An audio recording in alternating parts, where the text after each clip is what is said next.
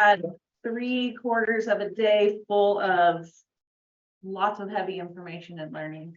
And today will be a really good opportunity to kind of get back to the foundation of the STEAMS Act and hear from the developers. So our panel is going to be great and interesting, and we'll go through the structure of that before we get started there.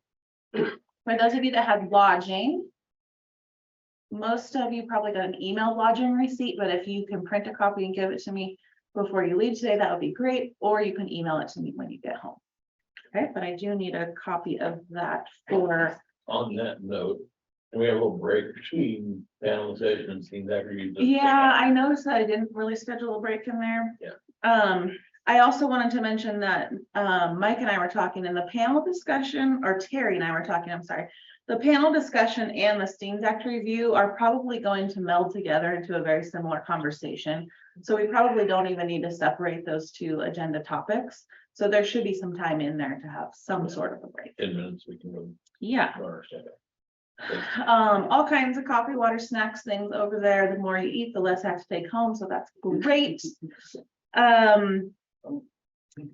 For the owl seems to be working pretty well. The lighting for you guys on Zoom, I know it's creating a few issues with focusing on individual speakers, but hopefully we are clear enough that you can tell who is speaking. Also, thanks for demonstrating, Jeff. The owl doesn't just pick up sound, it also picks up motion. So I'm talking and Jeff's moving, and this probably is going to spin off the table here in a minute. So if we can, we just kind of want to try not to wander too much when people are speaking. But if you have to, you have to, and it is what it is. So we still have the volume there, we can still hear everybody. So that's really what matters. For you guys on Zoom also, I'm assuming that most of you are not on a phone with just audio, which means you're going to be able to see the other people on Zoom on your screen. If you aren't, and you're hoping to see them through the owl camera. So the owl, you'll notice it's up high on this very nice altar I've made this morning. It will pan to the TV when someone's talking. However, it's just going to be a big shiny glare for anybody that's looking on the computer. So sorry about that. Hopefully you can just look at people's images on your screen and not follow the owl around. Technology, so good. Okay, today's agenda. We talked about we're going to have that panel discussion. So yesterday I had mentioned he was going to be on the panel, but I'll review again. And we're going to have Stacy Davies, who many of you know was on the SMAC since its origination and has been off for a couple of terms. Stacy reapplied this last round to be a grazing permittee representative. So that nomination has been forwarded. So we'll see what happens. Of course, the prior Congressman Greg Walden, Andy Kerr from ONDA, Bill Marlette from ONDA, Lindsay Slater, who was Greg Walden's legislative aide at the time, will also be on. And then Fred Otley, private landowner on the SMAC for several years, also part of the development of the act. So Fred will hopefully be here in person. We'll see what happens, but we're expecting all of the rest of them to be on the Zoom, and we'll do the best we can for that. Some of you guys sent questions in that we're going to ask, and we kind of molded those together since several of them were similar. And I'll go through the structure of the panel here in just a few minutes.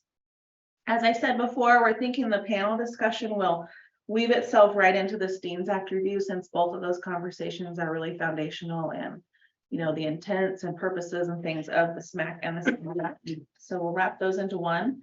And then Mike's going to lead us in a good discussion about strategic planning for the SMAC.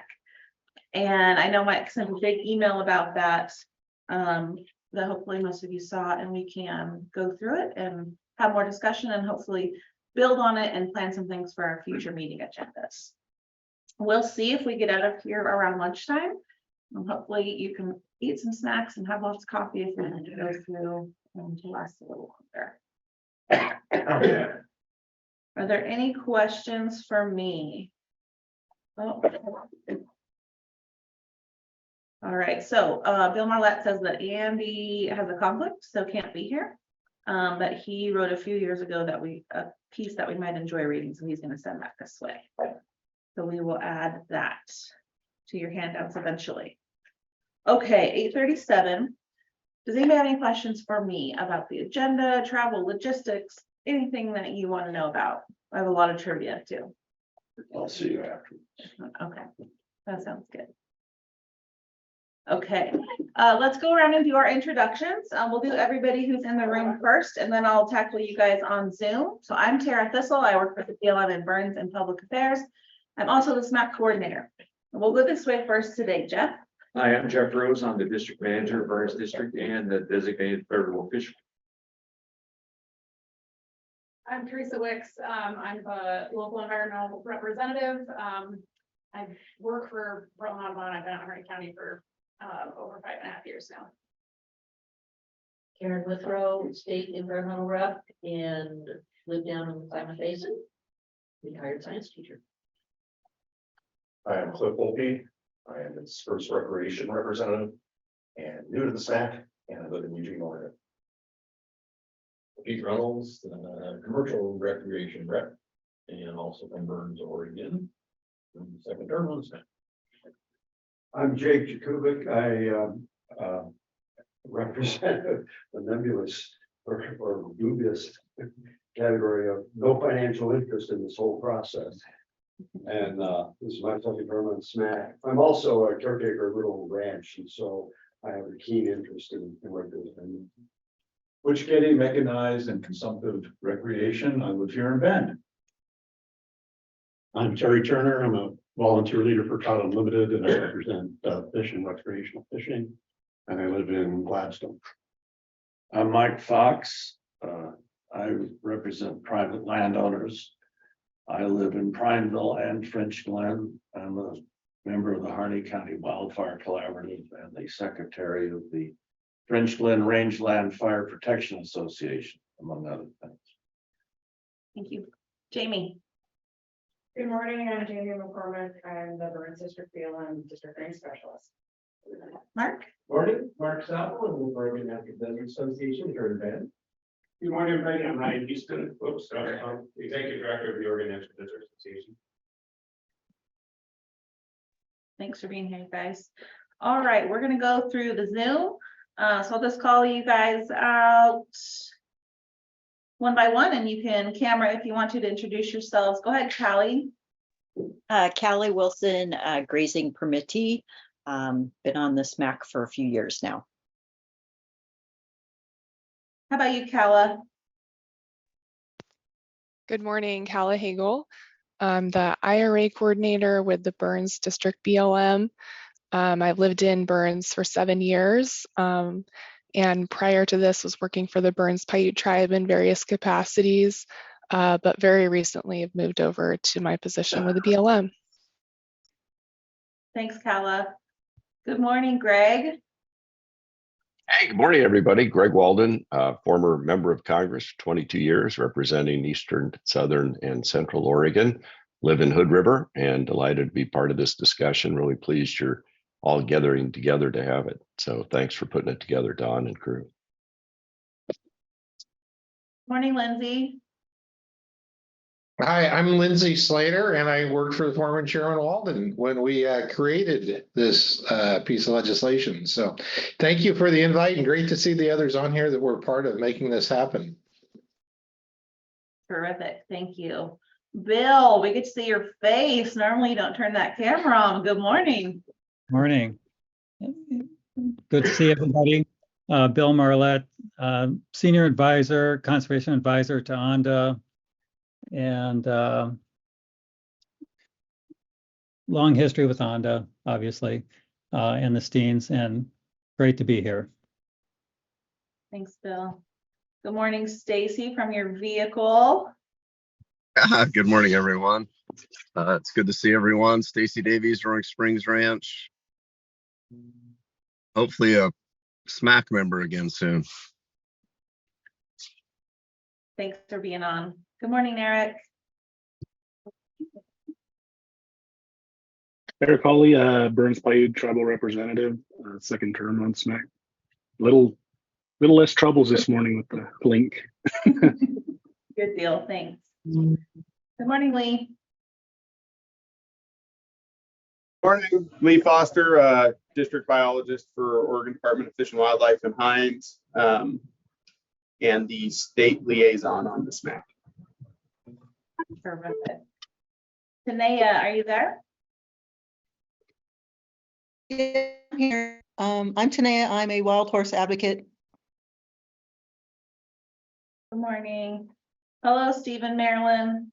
You guys don't usually come off mute, so good morning. And how about you, Julie?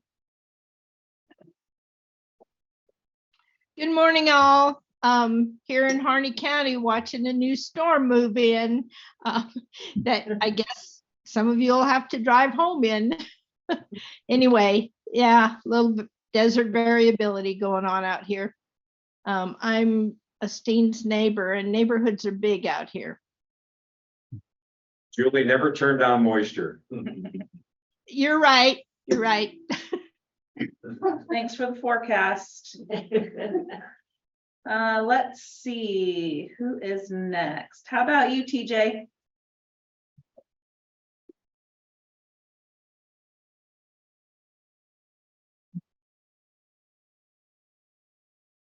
Thanks, Teresa. Good morning, Rand. Hey, good morning. Thanks for having me, and private landowner Rand Campbell. Thank you. Thank you. Mr. Obradovich.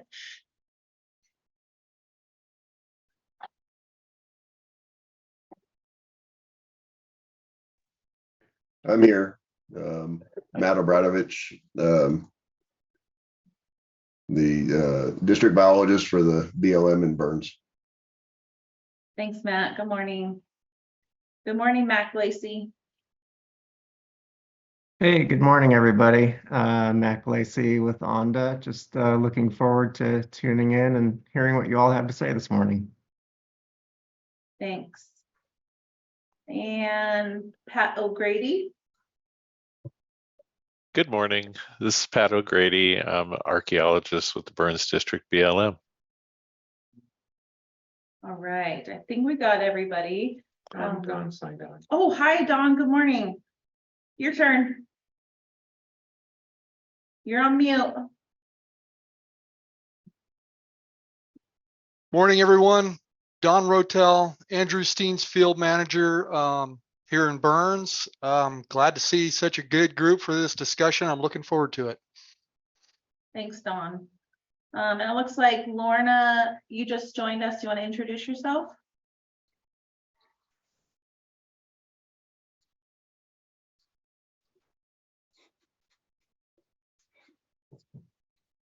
We'll see if she comes off mute. Just a reminder for you guys in the room and for everybody on Zoom, this meeting is digitally recorded, so it will live forever. Lorna, go ahead and introduce yourself. Hi, good morning, everybody. I'm Lorna Torrey Palermo. I'm a wild horse advocate with AWA, Advocates for Wild Equines, and I'm really happy to be here. Thank you for including us. Okay, so for our panel discussion, what we talked about earlier was that some of you had submitted some questions and we molded those together so there weren't repeats. I think most of you on the panel have hopefully seen some of those questions. They're all basically similar from an email from Don Rotel. But what I think we want to do is I'll ask one question and then we'll go through our panel members and let you guys answer that particular question. And then you guys or anybody else, make sure you're paying attention and taking notes, because at the end of the panel, then we'll send questions for everybody. So we want to let all the panel members speak before we start our question. So make sure you're really paying attention so you know what you want to ask at the end of each question. All right, does that sound okay to you, panel members? Okay, so I'm going to read the first question and then I will just randomly pick one of you to go first. Okay, so the first question is probably going to be a very big one. And we have quite a bit of time on the agenda, but we want to try to stick to answering just the question that was asked because there are going to be several questions. And then I think after we're done with the formal part, there will be a lot of more casual conversation. So the first question is, what was the intention of creating the unique framework for the CMPA? So rather than following the more conventional route, like a national monument, what was the intention of moving forward with this new type of act through the CMPA? And I think we'll start with Greg, if that's okay. Well, thank you. And again, thanks for everybody's interest and participation in the SMAC and in this conference. I would tell you from the get-go, one of my charges to Lindsay Slater, who was my legislative director at the time, said, we're actually Congress. We can write a law that works differently and uniquely for a very special place in Oregon. We don't have to just tuck it under an existing law like the Wilderness Act or something else. We can actually design and implement something new. And so that was really the genesis of this. If you go way back, it starts with Bruce Babbitt, Secretary of the Interior at the time, creating this rangeland reform effort, which led to the RACs. And the Southern Oregon RAC, or the one for Steens, basically did a many-month review of the situation and said they didn't think a designation was needed through the Antiquities Act or Wilderness or anything else. But President Clinton and I think even Bruce Babbitt had said, well, we're going to just ignore that and probably move forward.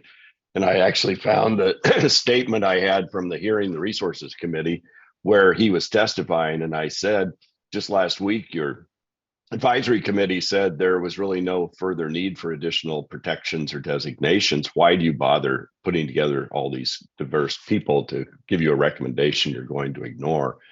And he said to me eventually, so I'll tell you what, if you can legislate, we'll hold off, but you have to get every member of your delegation and the governor to sign off on it, to which, of course, I responded, have you met my delegation? Because I was, Gordon Smith was there, but otherwise I was a lone Republican. In the end, we got it done. We did it in a unique way, trying to bring everybody together to write something that was unique, was specific to Steens, gave new authorities and opportunities for broad public involvement and engagement. And that's what Lindsay really spent the next 2 years of his life working on, or a year and a half, to get done. Thank you, Greg. Bill, you want to tackle that one? I can read the question again if you would like. No, that's fine. Thank you. The intention from ONDA's perspective and the conservation community in general was to piece together something that would look at the Steens Mountain ecosystem in its whole, in its ecological whole. And prior to this whole discussion about the Steens Act, we, ONDA, had been advocating for some sort of national designation, be it a national conservation area, national monument, national park. There was debate going back and forth, which was best, who would do the best job in terms of managing that landscape.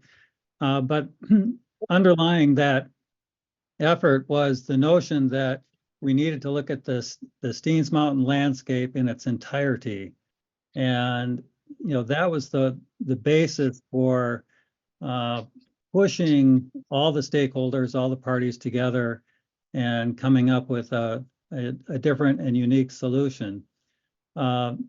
Needless to say, some of ONDA's prior litigation on the Blitzen Wild and Scenic River, which was a result of Senator Hatfield's designation Wild and Scenic River Bill in 1988, kind of started the whole discussion of dealing with the livestock issue on Steens Mountain.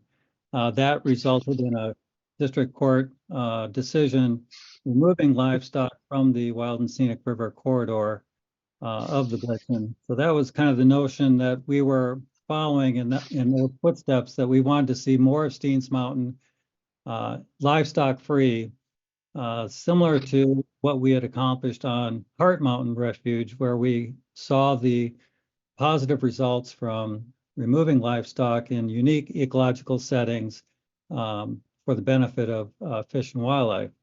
So the intent there was, there was an underlying effort to get something going.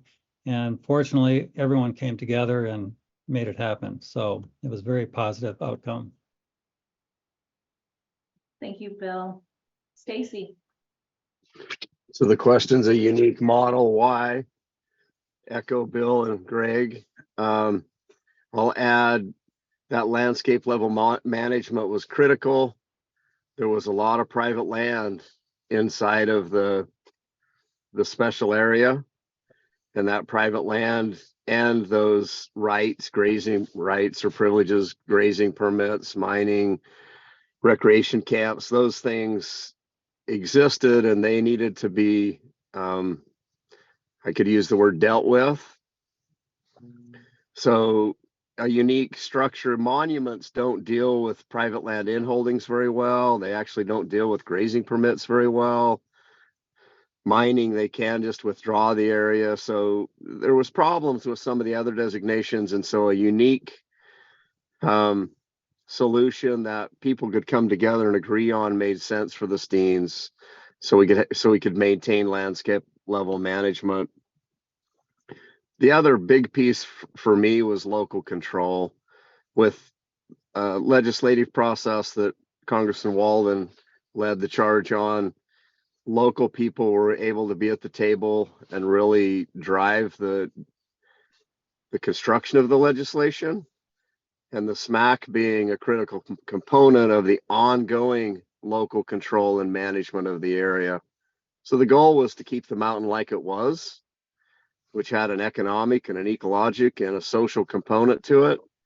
And that's why the Steens Mountain Advisory Committee is set up with diverse interests to allow ongoing management with local involvement. And, the question was asked, if a national monument, well, things that were done 100 years ago, would they have foreseen cars and windmills and airplanes and hang gliders and all the recreation off-road vehicles we have? And the reality is probably not. So what does the world look like in 100 years? None of us really know. So a process that allows local people to be involved in ongoing management was important to me. Thank you, Stacy. Lindsay, you want to chime in? Sure. At the very beginning, when Secretary Babbitt said he was going to do the monument, and Greg and I talked, and our idea was, look, as was mentioned, we can do this better. And we came up with two hooks, which were, one, the Cal-Free Wilderness. And I'll never forget, we took that straight to Peter DeFazio first, because if we couldn't get him bought in on it, and I had this crazy map showing the Steens and how we were going to do Cal-Free Wilderness for the first time ever. And Peter, to his credit, listened to us. And he basically challenged, like Babbitt did to Greg, he said, okay, we'll try this. And he was kind of our wingman to get the rest of the delegation thinking and moving on this. And the other hook was the land transfers. Stacy mentioned them, taking care of issues. And what we decided was we needed to get the private lands that were interdispersed within all the fragile areas and say, okay, let's move them out, get them rebalanced so they work for the ranchers best. And they're out of conflict zones with the wilderness and ecological areas. And that took a significant lot of work with Stacy and Fred and the others. But it was critical to this, followed by the SMAC, which was kind of the, I want to call it like the pressure release valve, because we could use the SMAC to, for the on the ground management going forward, which kind of assured everybody that this could work and they had a piece of it. So. Can I add one thing too to what Lindsay just said about the land transfers? I think it's important to point out that was done in a matter of what, Lindsay, a year or two that those transfers occurred? 6 months. They happened very quickly. And Bill Smith, rest his soul, was really helpful in trying to point out, who was getting the right value or not and pushing back. He did that, I think, on a volunteer basis. I point that out because we were also involved in the Mount Hood legislation to declare wilderness and do a land exchange up there. That thing's been in law since, I don't know, 06, 08. They still have not facilitated the land transfer on Mount Hood, dealing with Mount Hood Meadows and Cooper Spur and all that, Crystal Springs. And so this really was a very unique process, and it worked. And it brought very divergent interests together who had opposition all the way through. But in the end, we all came together, and the Cow-Free Wilderness was the first in the country. And it worked, but it's unique, and the way it's structured is unique, and the fencing requirement. So anyway, thanks for letting me just. Thanks, Greg. So we had someone join on your screen name is showing as iPhone 12 mini. I'm wondering if that's Fred. We'll see if this person comes off mute. Okay, so we'll kind of monitor that and see, but in the meantime, does anybody have questions about that specific question for our panel members?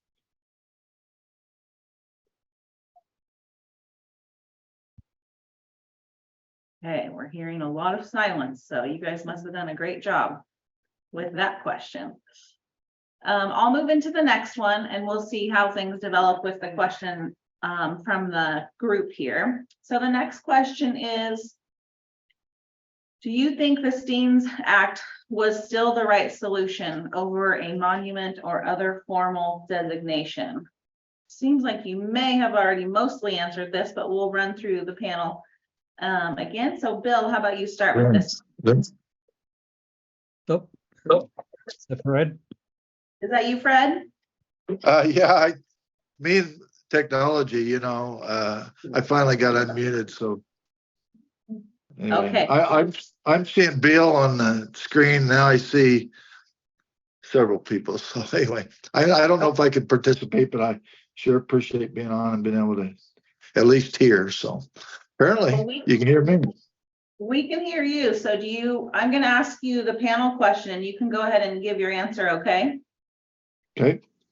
Okay, the question is, from your perspective, what was the intention of creating the unique framework for the Steens Act? Well, I think the intention was to go forward and do business in a new way on, all of the issues. So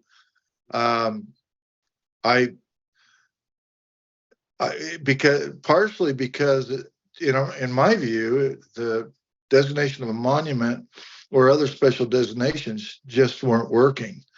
So we felt that legislation to build a comprehensive cooperative package on all the issues would allow us to go forward and preserve all the good things going on the mountain and go forward and with a new framework to work from to keep the mountain as it is, protect it, but keep the interests that are important in managing the mountain in place and find a new way of successfully managing in a new innovative way over time.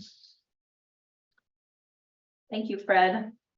So the second question we asked really almost is answered in the first one, but we just want to hear from everyone about, do you think it was still the right solution over a monument or any other formal designation?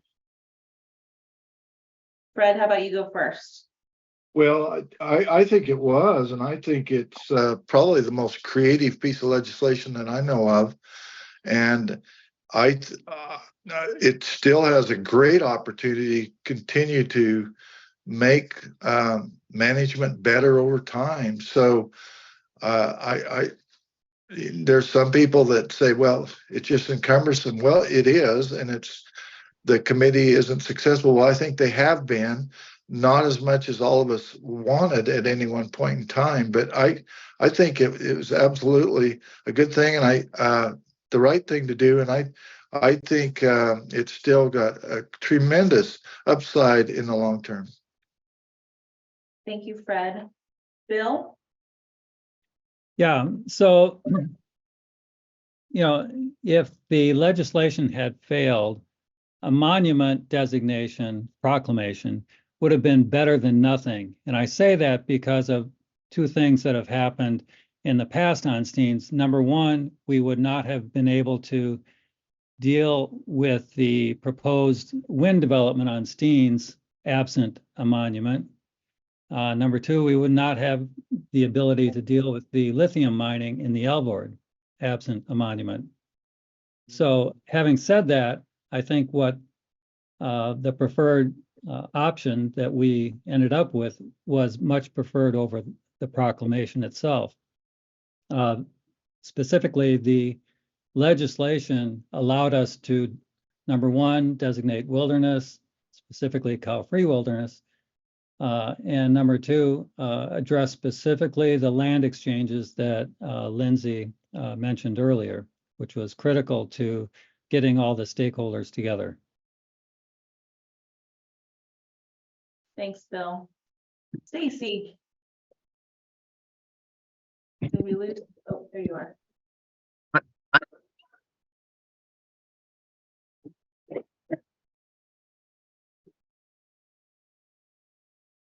Stacy, it seems like your service is intermittent, so we'll skip you for now and go to Greg. Short answer is yes. I think this was the best approach because of the unique and complex nature in the private in holdings. This allowed us to address all of those issues and give voice to all the participants, both who lived on or worked on the mountain or cared a lot about the mountain or both. So they all got a voice and still do. The SMAC is really important. Sadly, over time, administrations of both parties have failed to keep the SMAC fully constituted. And that's something I think we all need to, regardless of who's in the White House or Bureau of or Department of Interior, need to continue to keep pressure on to make sure that we have good participation and quorums on the SMAC. But yes, I think this structure made the best sense for Steens Mountain. Thank you. Lindsay, did you have anything to add? I think you missed your mute. Again. You're too fast. Take your time on that button. You're still on mute.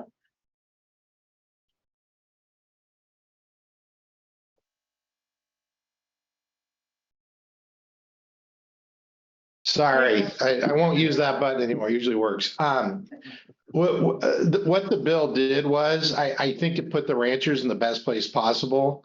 Actually a better place than they were, but especially where they would have been with a monument. And secondly, I know it gave the best protection for the gorge that it could ever have.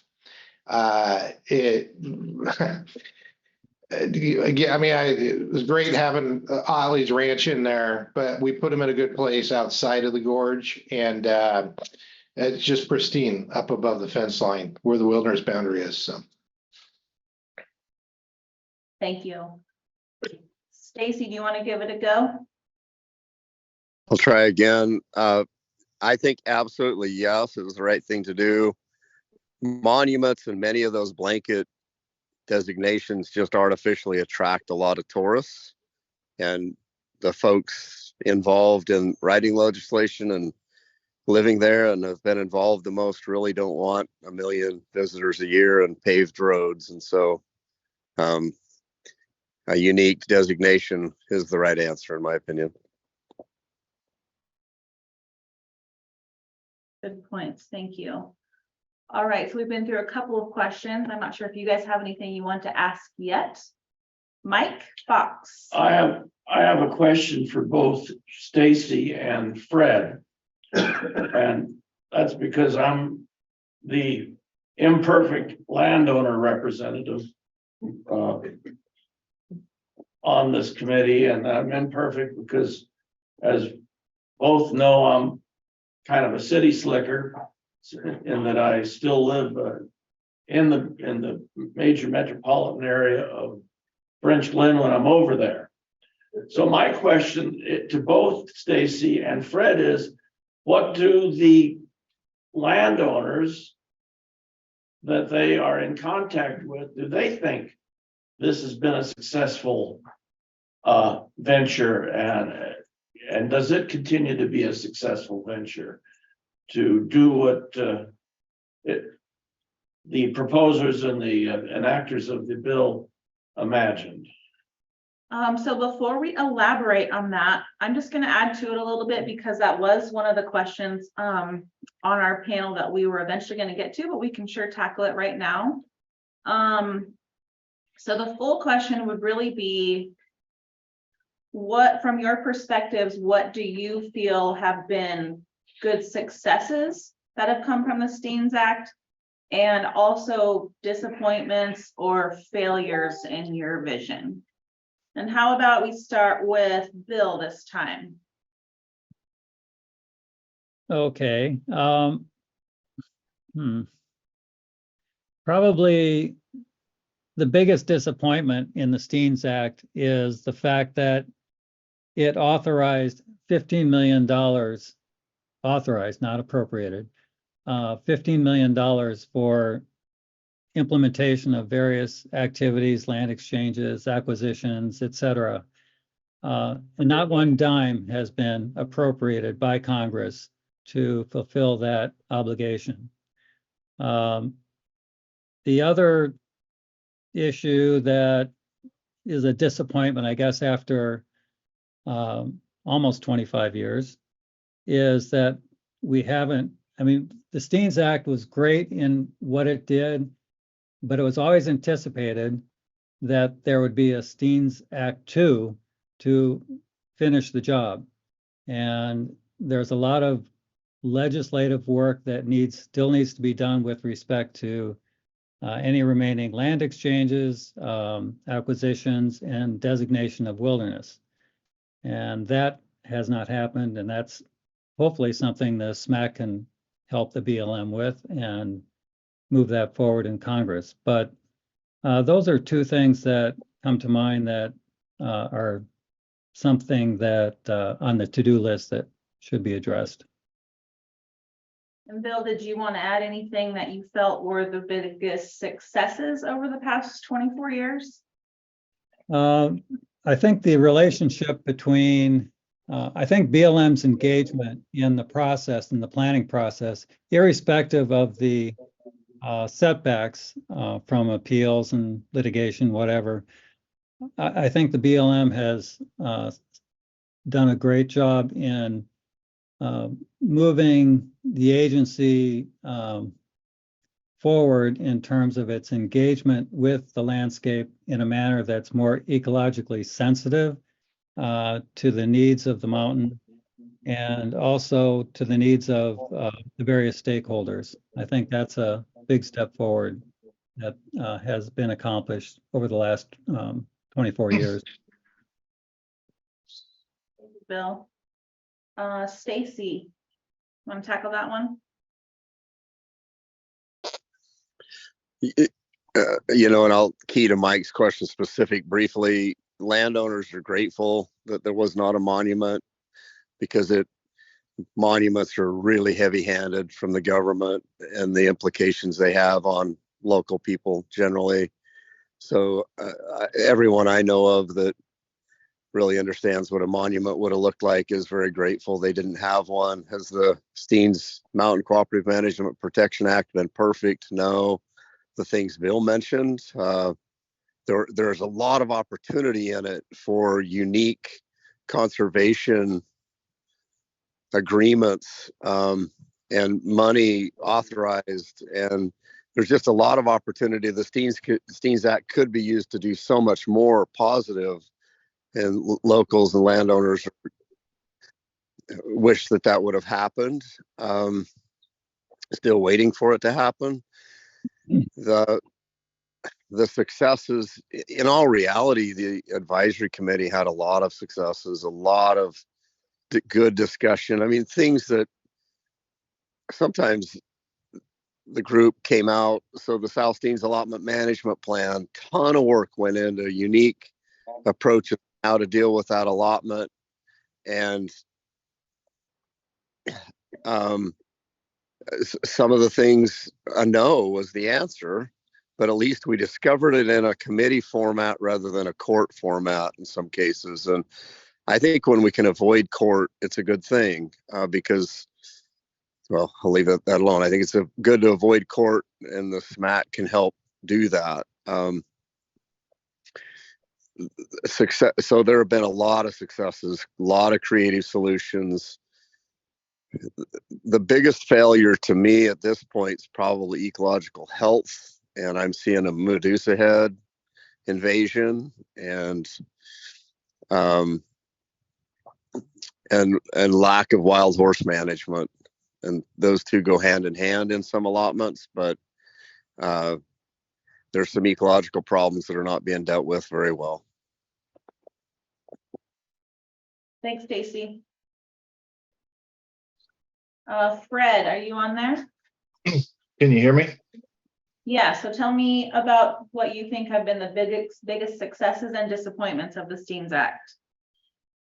Well, I'll start with the disappointments. That if you look at section 113 under juniper management, that one of my biggest goals and hopes for was to be able to more aggressively in an ecologically integrity manner get ahead of the changes on the mountain, the conversion from open grass and brush and juniper to juniper dominated landscapes. And I was hoping that that would make that better, and it hasn't. But part of that was the outside intervention by other policy, and the STEAMS Act process hasn't overcome it. And that's the state sage grouse amendments that came into play, shutting down prescribed burning on the mountain. So the STEAMS Act language should have helped get past that. And I don't know, with COVID and everything else, it never really challenged the premise that we're going to shut down all prescribed burning and juniper management to achieve the ecological integrity that's functional purpose of the act. And that definition is a valid definition that should survive over time. That was built by about 12 of the best scientists in the Western United States high desert type country. And so that's a functional working definition that should help get the juniper management goals done. But, you know, as an example, we still are not implementing prescribed fire in wilderness. And well, nowhere now because of the sage grouse amendments, but it never overcame being able to reintroduce fire into wilderness or wilderness study area. And that's a big disappointment, because the conversion of quake and aspen inside wilderness, we warned everybody that was just a vital part of proper watershed management and ecological management, and that somebody in the system, state office or whatever, could never pull the trigger. Maybe I think Bill disagrees with me a little bit on this, to get those junipers thinned and controlled to the point where the quake and aspen can function. That's just vital to the mountain in a number of ways. So that is a big disappointment, and because the STEAMS Act language should allow the SMAC and BLM to say, wait, this is a vital problem, like on Medusa Head, like Stacy mentioned. Let's get on top of this early. And in a couple cases, it slowed the process up, maybe because they didn't really know how to deal with that, but it still has the potential to be a better vehicle to get on top of up on top of that. But what supersedes what is still an open question on that. Steen's language or the Wilderness Act.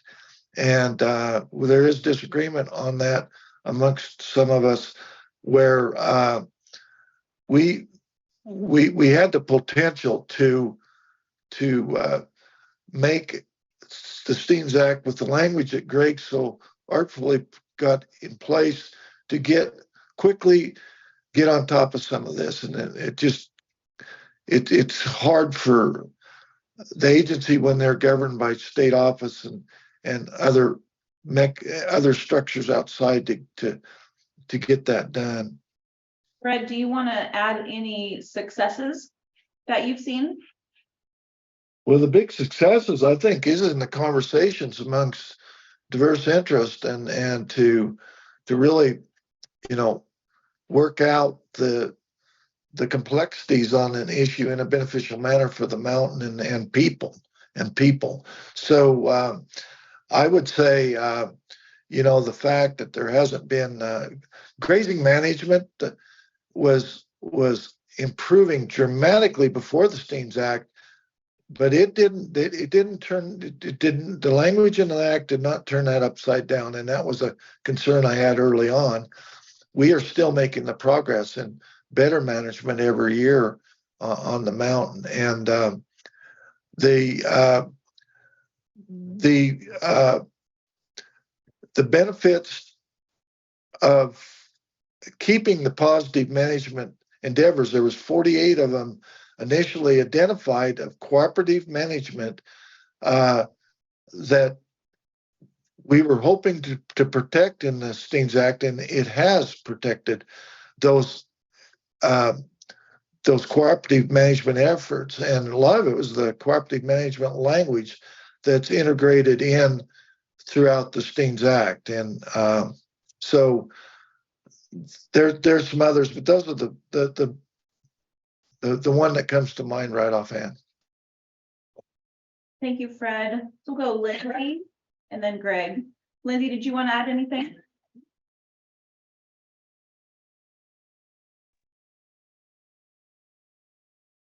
What I would say, one thing Greg might bring it up himself because it kept coming up was the fencing provision. We, because we did cow-free wilderness, the idea was, well, the government's going to have to be the ones responsible for keeping the cows out of the cow-free wilderness, because otherwise the ranchers could be trespassed and so forth. And we had a provision where our intent was that the BLM would pay for the fencing of those areas, and that never worked out. And it seemed pretty plain language.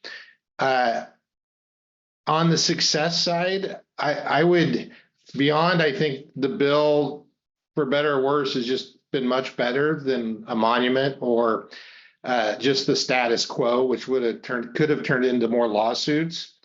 I believe the Steens bill was a model for future wilderness areas. The Owyhees in Idaho that Senator Crapo did. I used much of it on the Boulder White Clouds in Idaho. I think when you look at Senator Wyden's bill for the Owyhees now, you can see a lot of Steens in that. It was the first comprehensive, I think, wilderness package, if you would say, I would say, that had been done. And it's everybody should be proud of that. Thank you, Lindsay. Greg. Well, I'd make a couple of points. First, we should not lose sight of the red band trout restoration effort we did. We removed a dam. We protected private inholder rights, which I think is really important in the West, private property. We protected the most pristine parts of Steens. We succeeded in the land transfers in record time, as we talked about.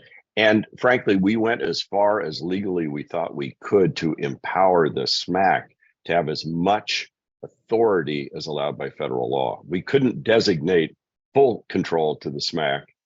That's prohibited, but we got as far as we could.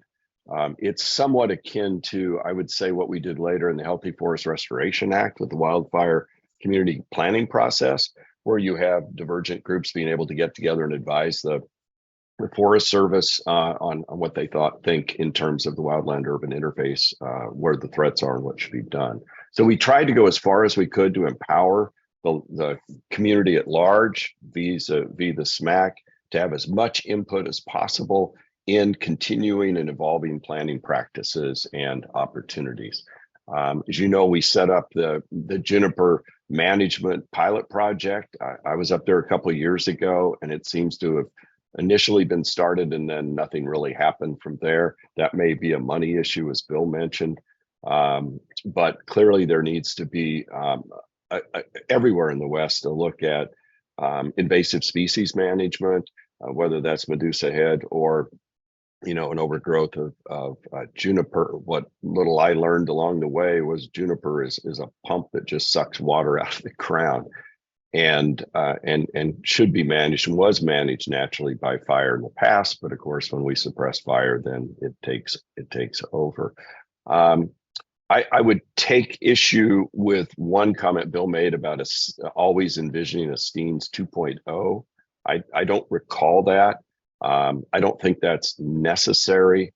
And I think one of the conflicts in the West has been that you reach agreement with multiple parties on legislation like this, and one side thinks you're done and the other side thinks you've just begun.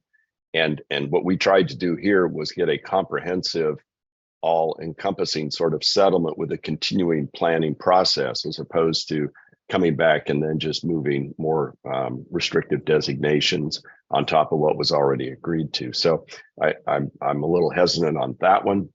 I agree with Lindsay on the fencing piece. Many of you know I was very upset when I learned that the BLM lawyers had decided that no, the landowners needed to pay for the fencing, because that was never our intent. In fact, I went to Peter DeFazio, my colleague who was a partner in this effort. He said, yeah, I didn't like that provision, but that is what we agreed to.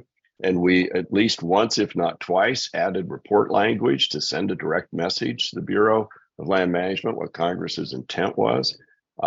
And so that one, for the life of me, I don't understand how it is being viewed as it is by the Bureau of Land Management. So I think that is beyond just a failure, but a betrayal of the act. I'll be that serious about it.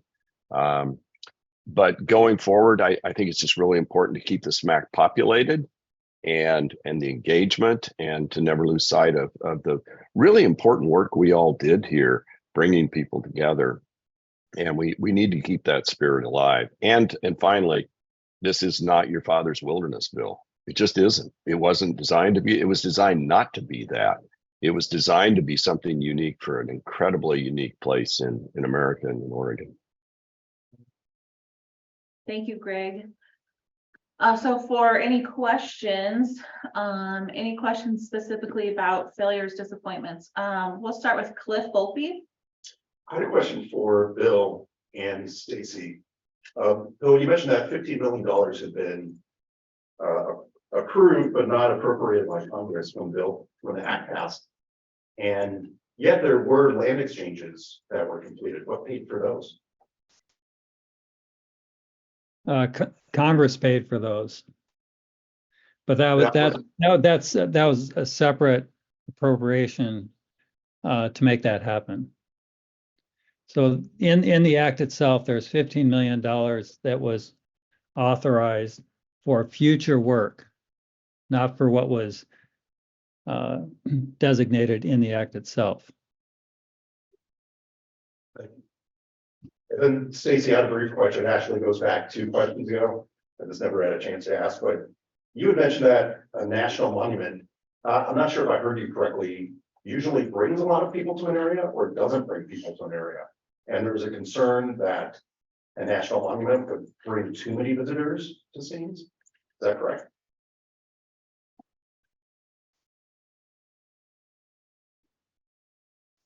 Stacy, are you there?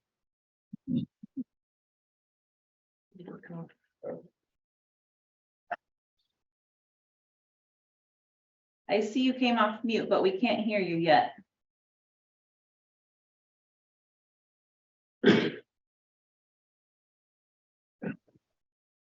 We can. That was There, what I've he been in and said. out a little Very bit. good. Okay, we can hear you. Did you hear the question that Cliff asked? I did. I didn't hear Bill's answer, but well, maybe I didn't fully hear it.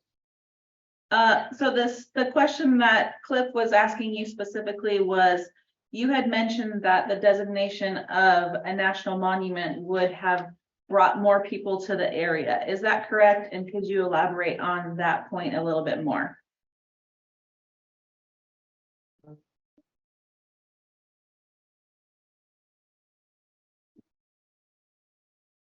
But you're back on mute.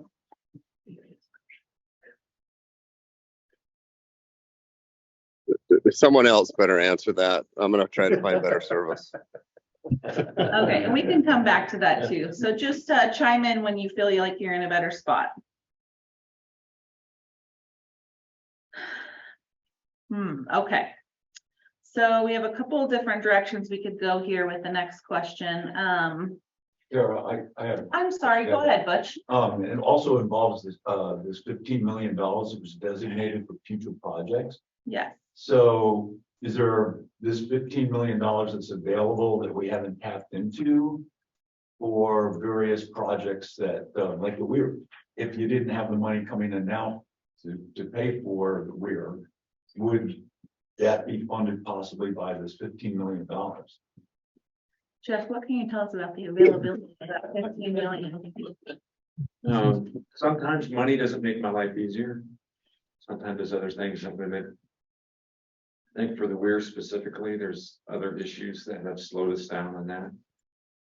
We're moving forward. I may have a different opinion than a lot of folks, but money and people don't always solve the issue. But the money's there. No, No, Authorized. it's an authorization. That's like you have checks, but there's nothing in your bank account.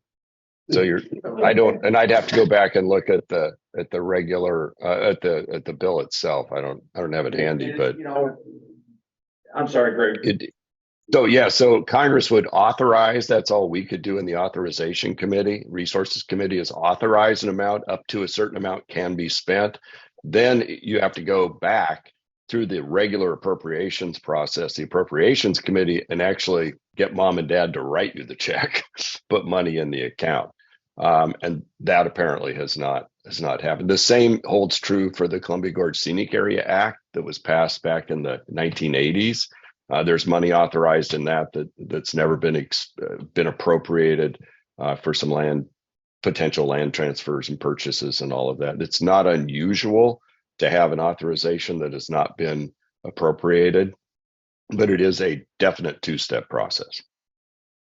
And sometimes it's a chicken and egg. It's really easy to point fingers at Congress because they give you the money. But in some projects, I think the weirs a good case. If you get to a point where you can make it happen, we can get the money, and we haven't done that. So we put the pieces together now, and so we're getting there. So like I said, it's not all them. It's some of it's the agency's ability to get to the point where they can ask for the money and then get it. So again, we're almost. I don't want to promise anything, but we're almost there. I can hear that. I can hear the jackhammers right now. Stacy, do you feel like you have better service?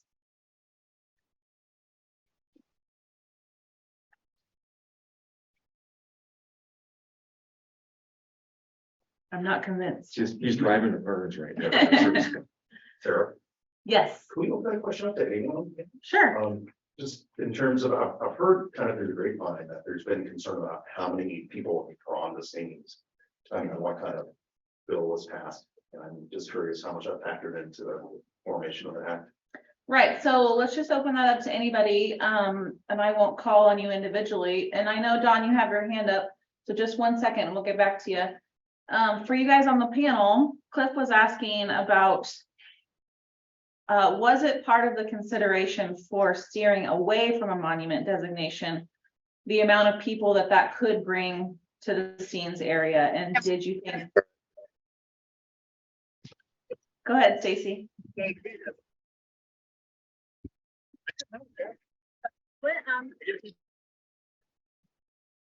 All right, how about anybody else on the panel? What do you think about bringing the people to Harney County with the designation of a monument? I'll chime in on that, Tara. Definitely, it was an issue within the conservation community. We went around and around endlessly about the notion of a monument or a national park versus strictly wilderness or conservation area with wilderness. It's a double-edged sword. Obviously, Harney County, from an economic standpoint, might benefit from being the gateway to Steens Mountain in a more high-profile setting with Steens Mountain National Park or monument. But at the same time, we are as concerned about the issues of excess recreation development, too many people. I think we're seeing that quite clearly, even with what we have today with the cooperative management area on the Elbor Desert. It is nothing like it was 25 years ago. So, we're going to see an increase in people no matter what, I guess is the bottom line. And then you end up with the question of, well, what's the best mechanism to deal with the number of people that you anticipate coming to this landscape? So it's not an easy question to answer. There is no easy solution, but it's inevitable that Steens has been discovered, and we need to accommodate that use. Good points, Bill. Greg or Lindsay or Fred, did you want to add anything? I would just say I think it was a secondary but important consideration. I think the first and foremost was we could design something better than could be designed through a monument designation.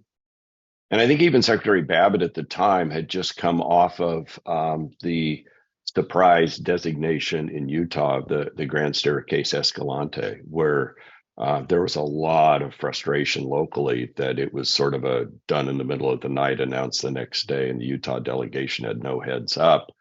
And I don't think they wanted to repeat that. So I think there was more at play here than just more tourists or less tourists. I think the bigger issues were how do we properly manage this enormously fragile environment for continued agricultural use, environmental protection, and everything else around Steens. And it was very complicated. The second piece being, do you really want to turn the light switch on and the strobe light and have everybody show up there? The other piece, and the impact that would have with tourism. The other piece that we did discuss a lot was if you do this wrong, you could end up with a bunch of hobby ranches up on Steens or around Steens and really break up the landscape, which is not good for overall wildlife management. But it could happen given the amount of private inholdings that are there, and nobody really wanted that to happen.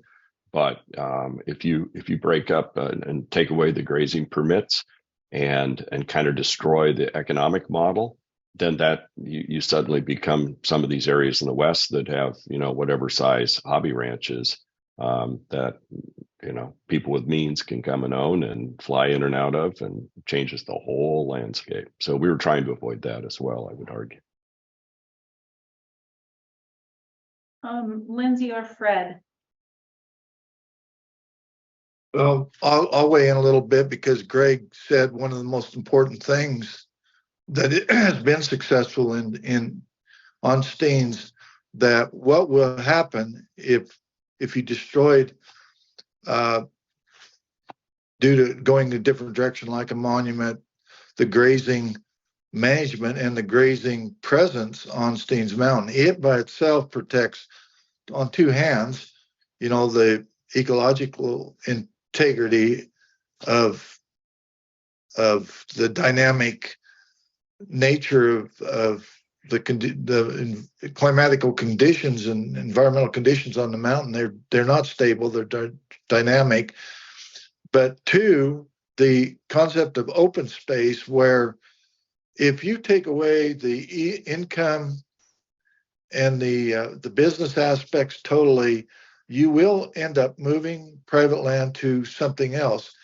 And it's not just the private land, but the surrounding and interwoven public land. So that's been extreme success that Greg mentioned there, and that by itself is really worth a lot. So, but it still needs management. You know, in terms of people coming to the mountain, it's still in some places it's a little less, in some cases it's a little more, and it's probably, like Bill said, going to increase. Just the loop road by itself, it's still it needs SMAC involvement and activity on that issue, because if you say, okay, we're not going to maintain the loop road as an example, that has some negative consequences. I just hate the layer of dust that gets shrouded around for a couple miles around the loop road. So to manage people, you still need an active management system, but the Steens Act provides that mechanism, and part of it's the SMAC, part of it's internal to BLM and all of that. But I just bring that up, that even without a whole bunch of use increase, that you still have some of the same issues that you have to deal with on an ongoing basis. And so you have to look at it from the standpoint of, are we still achieving proper management throughout the whole mountain, and not just the increased use that might occur on the loop road, which for the most part is limited to the loop road. But it will be an ongoing challenge. Thank you, Fred. Lindsay, I couldn't quite tell if you were speaking up right there, and you're still on mute. You're okay? Okay. Dawn, you have your hand up, so go ahead and add what you were gonna mention. Sure. Line officer here on the Steens. Have been around for about 4 years, so obviously I look at the Steens Act quite a bit, and you know, I wonder if we're meeting the intent, if we're hitting the mark in terms of what was intended or desired for that landscape a lot of times. And my question is, I heard Greg say, not your father's wilderness bill. Everyone wanted something unique.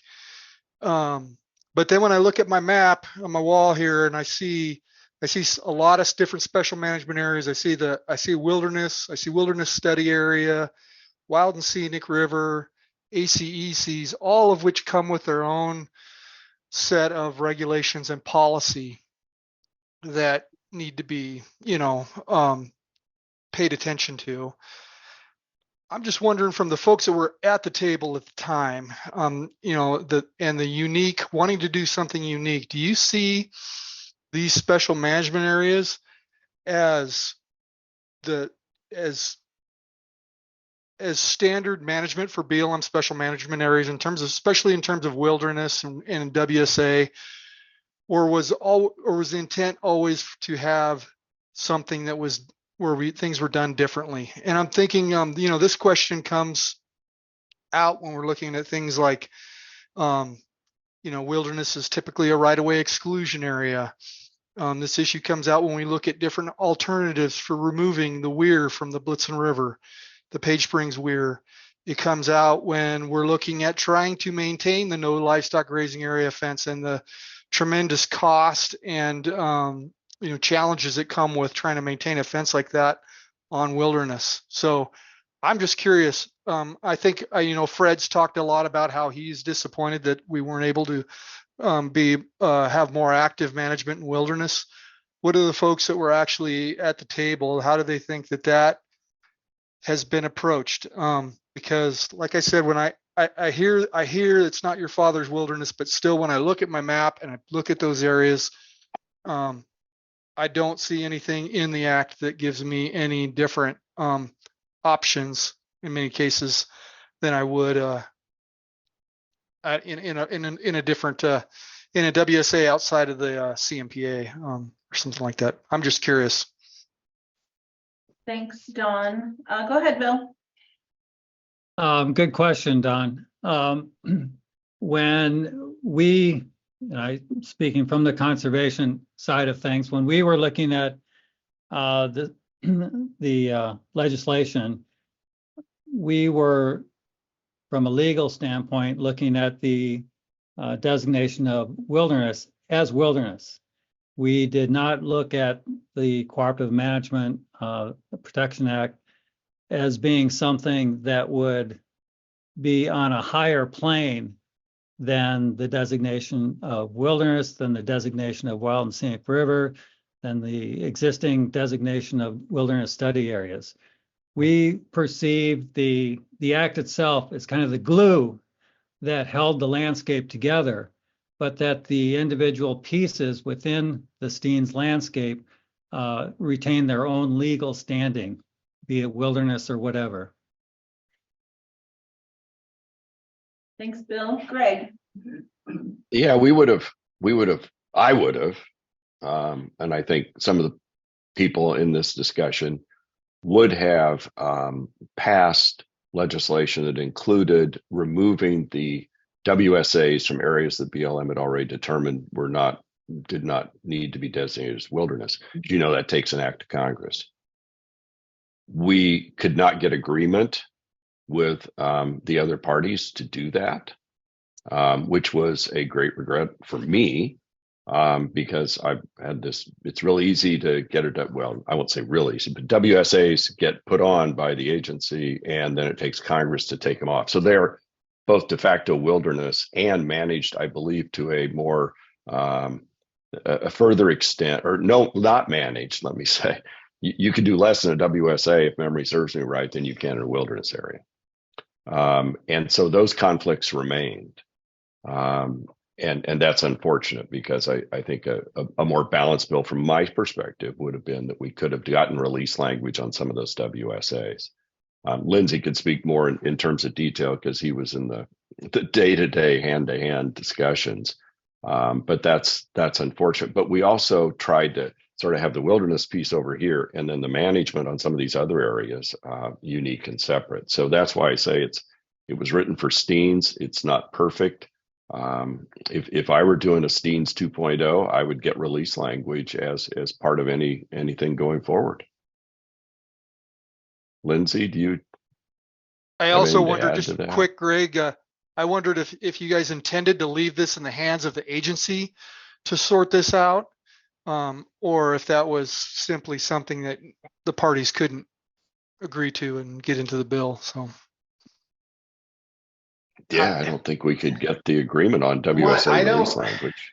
You know, I don't remember arguing over release language much. Bill, did we discuss that much? Well, all I know is that it was either going to be in WSA status or wilderness, that there was no, I mean, some people may have discussed the release language, but it was off the table for us. Well, okay, then at least we didn't mess up and not ask for it. No, I mean, I kind of felt like we were dealing with the core of the Steens and the ranchers. So, and I can't really answer Don's question any better than what Greg just said. I'd like to weigh in on that. Go ahead, Fred.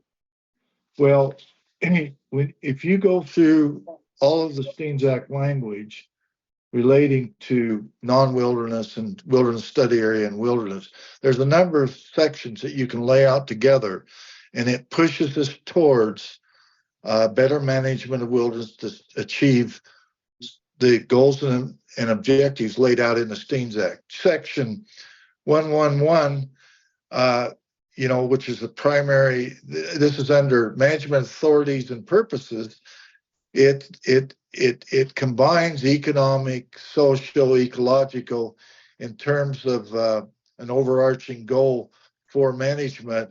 And in that, it says under Part B, management plan long-range protection management of the federal lands, including in cooperative management and including the wilderness area. The plan shall, and then it goes through 5 things that are instrumental in one of them is the ecological integrity. So if you're not managing juniper and you have a declining watershed situation in wilderness, the language that in the act gives emphasis for the Steens Act to find a way to deal with that and not be just subject to the rigid wilderness policy and management. And I've gone through that a lot.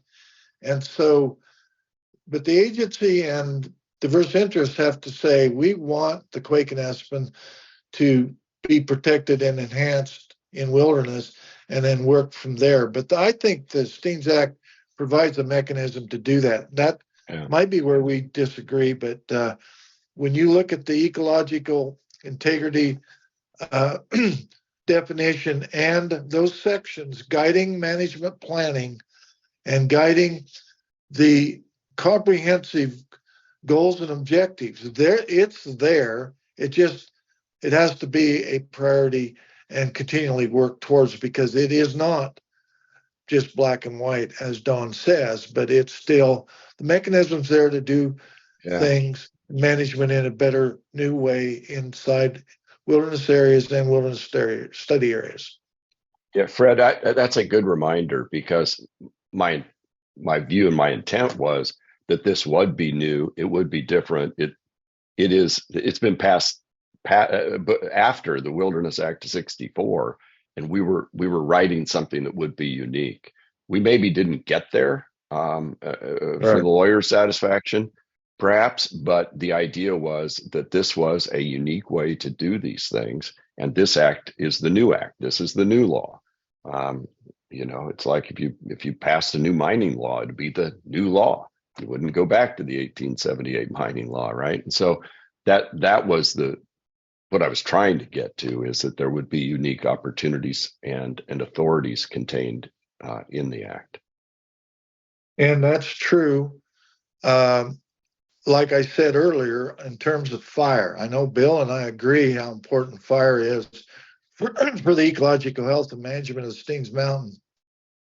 That's still, speaking to the SMAC, a great opportunity to get there, where we actively try to, even though maybe Bill won't agree to put chainsaws out there to get fuel build up to light fires, but there still is opportunity there to actively use prescribed fire in wilderness. And we never got there, but I think the mechanism's still there. And thank you, Greg, for all your effort. And because you and Lindsay were instrumental in moving this as close as possible to making sure that we were innovative and we're looking for a new way to manage wilderness. Thank you, Fred. Stacy, I see we have you back. Do you know where we're at in this conversation? I'm not sure when you jumped in. You're on mute. I haven't been able to keep up. So if there's just a specific question for me at some point, ask it and I'll answer it. So the question we're on right now that Don Rotel brought up is kind of, where do you see the laws and policies of things that were in the Steens Act and things that were already written in the past, such as the Wilderness Act? How do you see those meshing together, and if there is one that has priority over the other, and how you think everything fits together? I did hear Bill's answer to that question earlier, and a little bit of Greg's, and the reality is I think we're in conflict. I think that this is one of those places where people who were at the table both felt they were getting the Steens Act trumped the Wilderness Bill, or the Wilderness Bill trumped the Steens Act. And my feeling was that all enacting legislation that deals with wilderness gives guidance to how the Wilderness Act will be administered in that area. And I think there's some areas within the Steens legislation, some language in the Steens that gives BLM latitude to do things in the wilderness that isn't different than other places. And having been in many wilderness areas, it's common for wilderness areas to have some variation in the way they're managed based upon the enabling legislation. And it might not go as far as some of us permittees and landowners want it to go, but to me, the Steens Act has language that gives guidance on how to administer the wilderness. But it's an area, so I'll finish. It's an area of contention and will continue to be until a governing body deals with it. And I think that governing body could be the group that's in the room. Maybe work at it. And if it's going to require legislative fix, take it to legislature and have them fix it.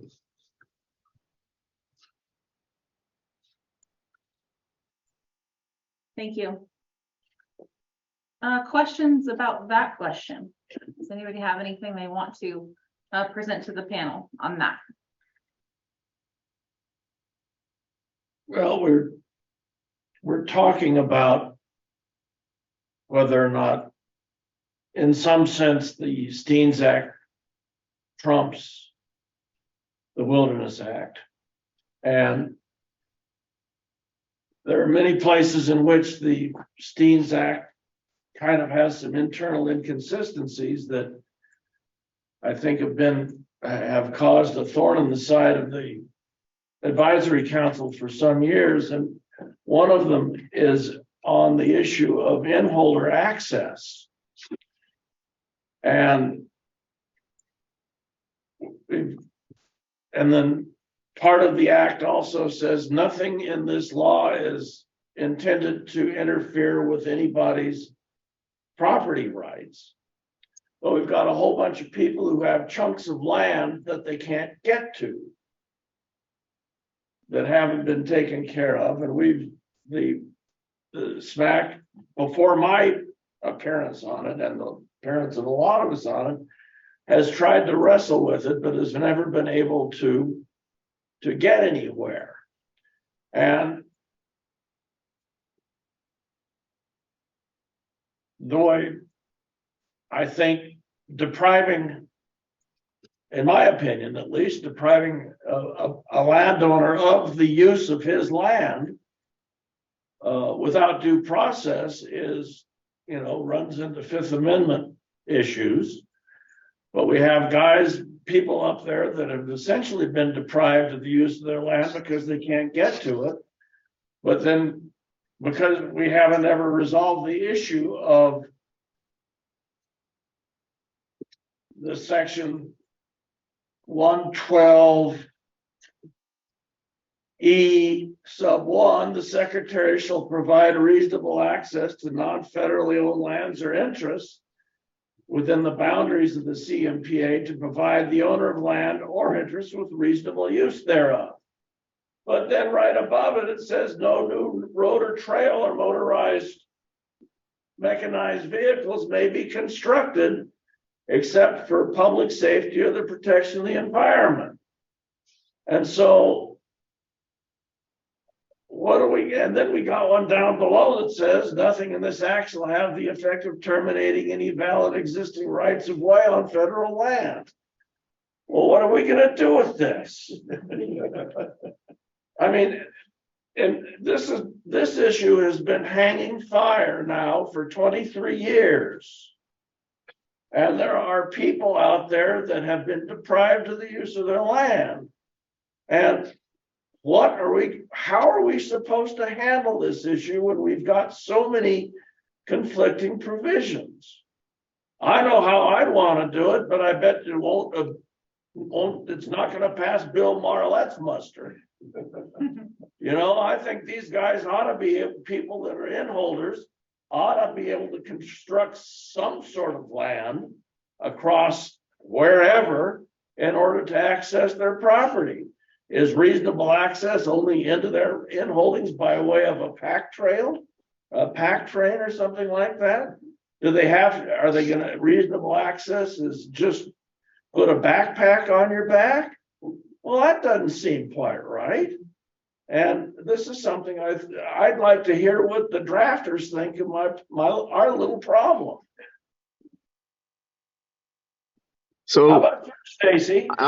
yeah, I want to chip in on this one real fast. And any law that's ever been written has language that deserves or requires further interpretation later.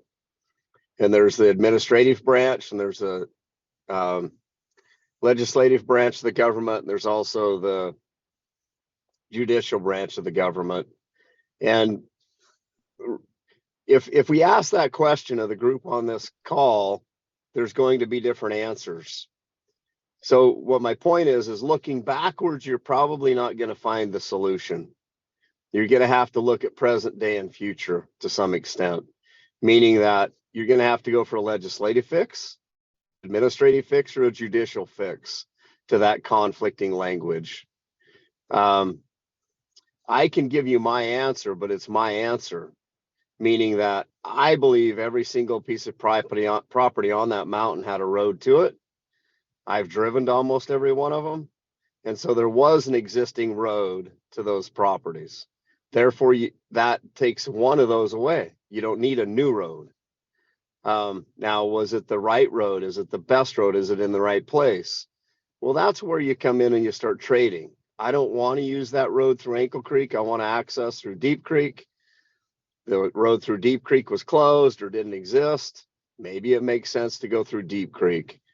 And that's where the SMAC can come in and be part of the legislative process that can fix that, possibly even weigh in on the administrative or judicial process of fixing that conflict that exists. So I would say start where you're at and look forward more than look back. I agree with Stacy. And in defense of the act, my first interaction with Babbitt on his threat to do a national monument was in October, according to Lindsay's file there, October 20th of 99. Remember, President Clinton left office the next year. We had 1 year to get this done. It's unprecedented, frankly, to pull all these divergent parties together and write something like that. It's not an excuse, but it is a way of saying we might not have gotten everything right. To the specific issue of land access for private land, that's a core principle for me. That people who had private land should have access. And we thought we went through every one of these, like Stacy said, and made sure that that was the case. And I believe, correct me if I'm wrong, but even in the wilderness piece, we did some cherry stemming of roads to make sure that you could get into access, which in theory, cherry stemming is not allowed under the original Wilderness Act, all that sort of stuff. And then later, the BLM put out, if I recall correctly, they wanted every property owner to identify how many times they had accessed their property in like the prior year. Now, I sort of went into hyperspace on that because I thought nobody asked me how many times I go in and out of my driveway in my house, right? And this is their driveway. And I was really upset about it because the idea was you would have use of your property. It didn't mean you get to go build a 4-lane freeway to your property, but you got used to your property. We were not going to screw up private property rights or access to private property. And where there were unique situations, that's where we facilitated the land exchanges. So people had private property could get property elsewhere of comparable value, which is a whole nother set of difficult issues to overcome in virtually no time. But we did. So I agree with Stacy going forward. These are the issues that can get addressed.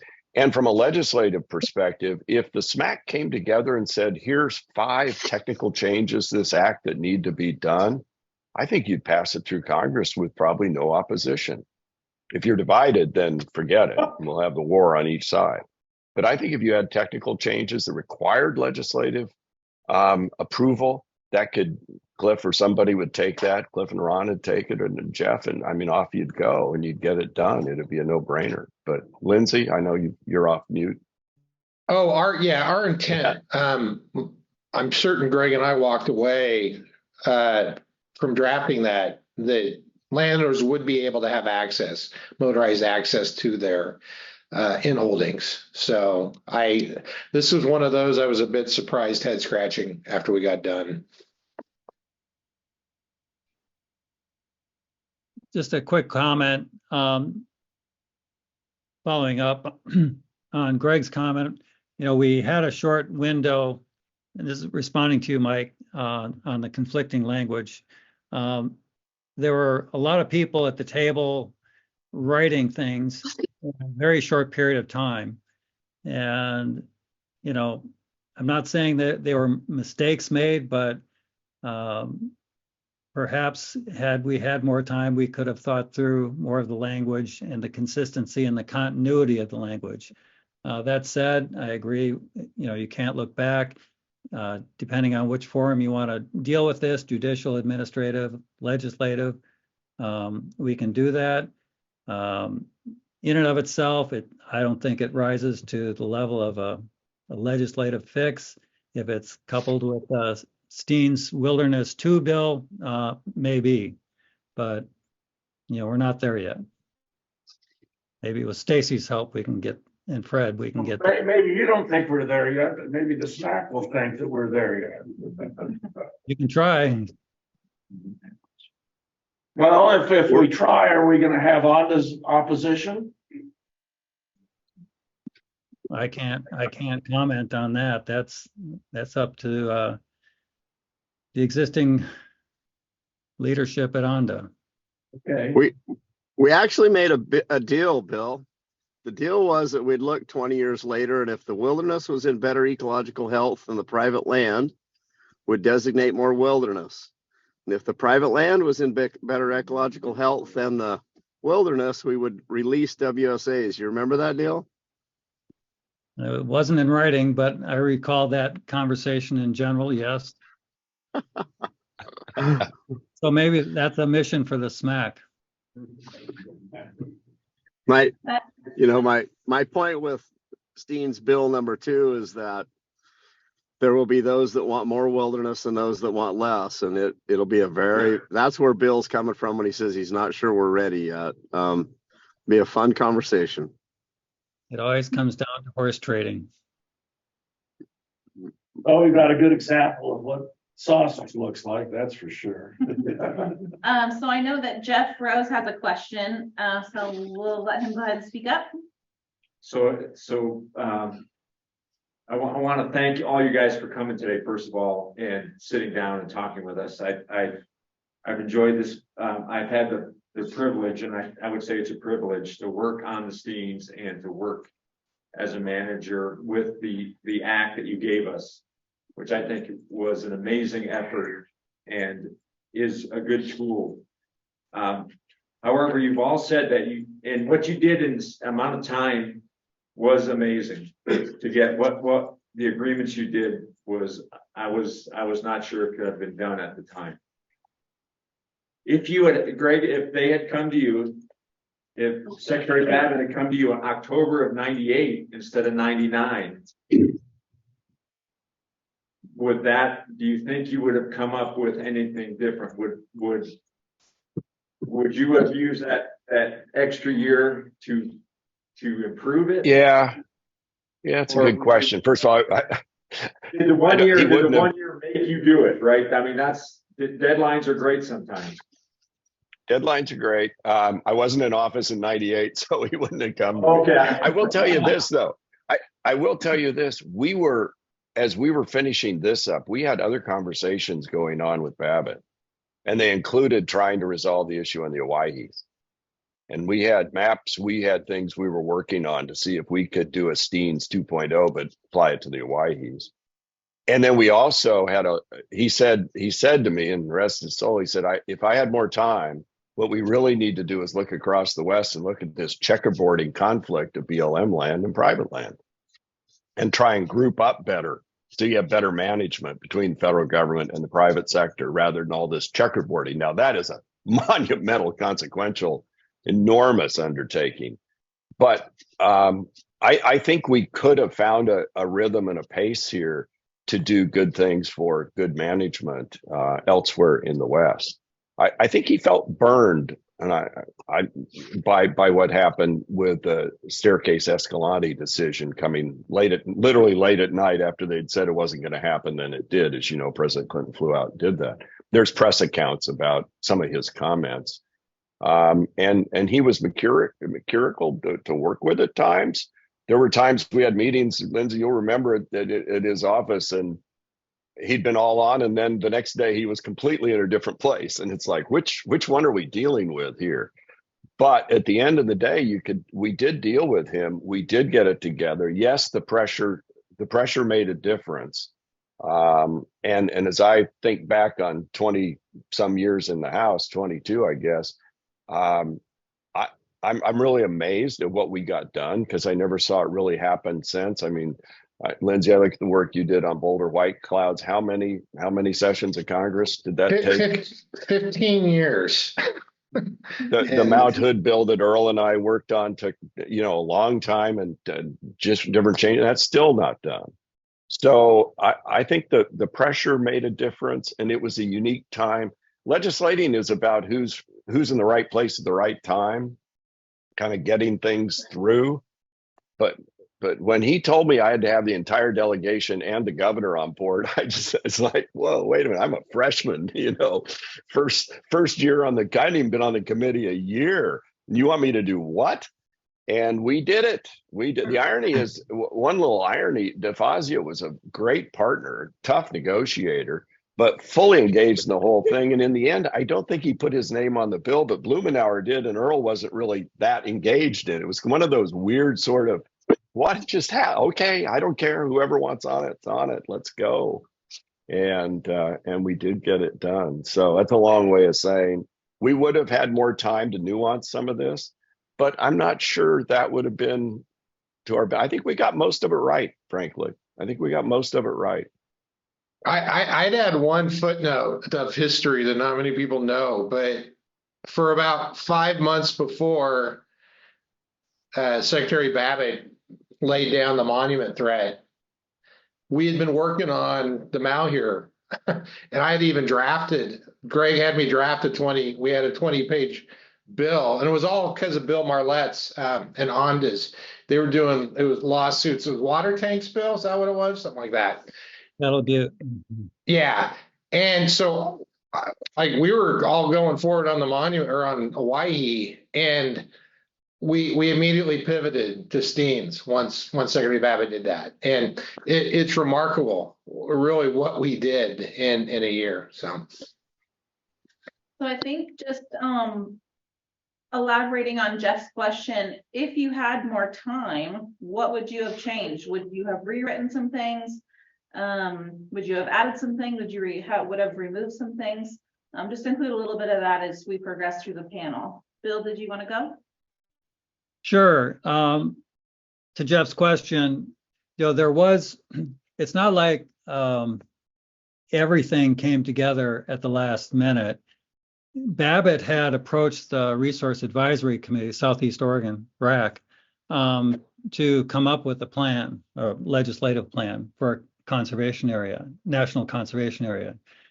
That effort failed, and that was in 98,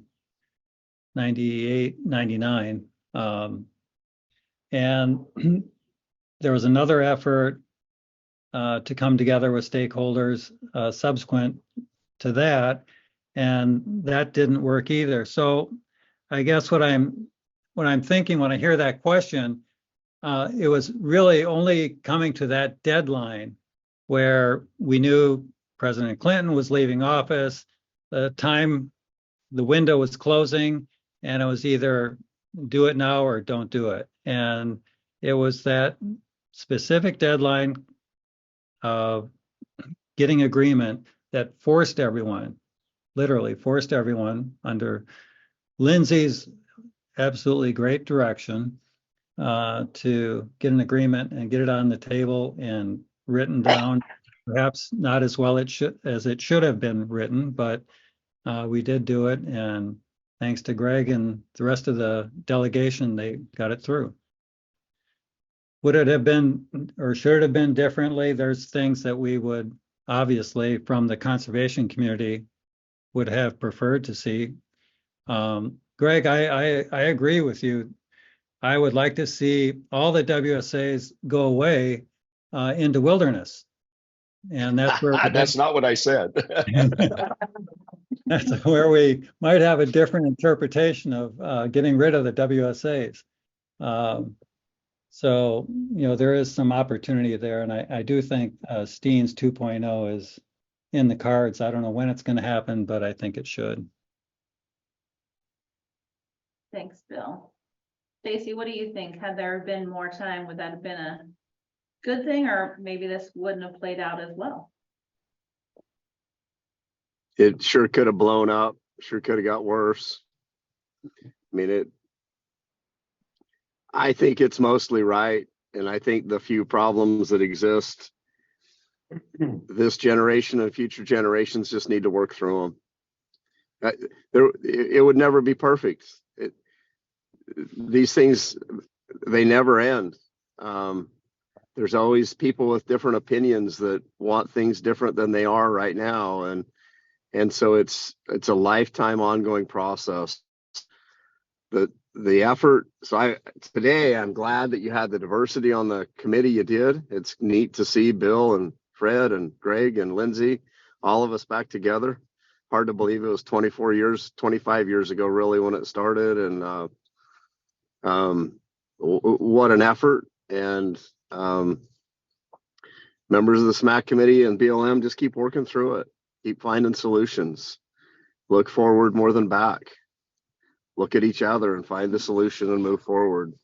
I don't know that another 6 months would have been beneficial, because if I think back at Blumenauer, DeFazio, Wu, Smith, Wyden, Congressman Walden, Cooley, that's the one I was forgetting.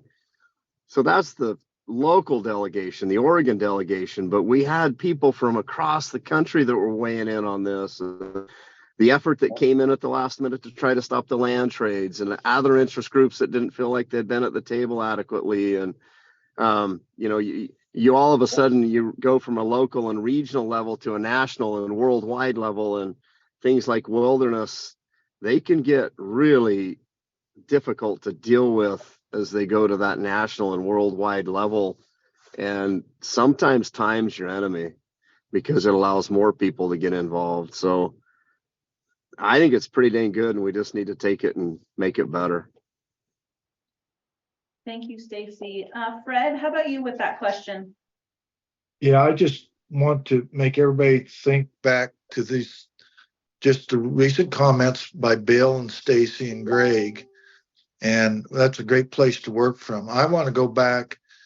Well, the place I think we did as good as possible, but the one area that maybe we could have got clarified a little better was the historical aspects of use. There's a couple roads that cars that never leave the highway drove on, and due to lack of maintenance, those roads fell apart, and you can't hardly take a 4-wheel drive down, and they no longer were considered a road when at one time they were an important public access to a fishing area. But anyway, the point on the conversation between Stacy and Bill and Greg on stuff is I told Bill and Andy both that if you prove to us that management can get better in wilderness, that the Steens Act will be a great model for a lot more wilderness designation. Because if you can show that the juniper management issue was successfully implemented or achieved through the Steens Act, which it should have been, then you have leverage to use as a model to get wilderness in similar situations across the West. And so that, I guess my thought on that is that still exists right now, that working from the positive comments that both and Greg made, it's still a great opportunity, because if watershed and ecological issues were being successfully implemented in the Steens Mountain Wilderness, it would and could be used to make wilderness compatible with other things in other areas. That would be my only comment. Thanks, Fred. Any questions in the room before we tackle another question for the panel?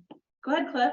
I'm curious if in hindsight, the Steens Act made provisions for historic use of mountain, and that included commercial outfitters, a number of commercial outfitters on mountain, including the running camp.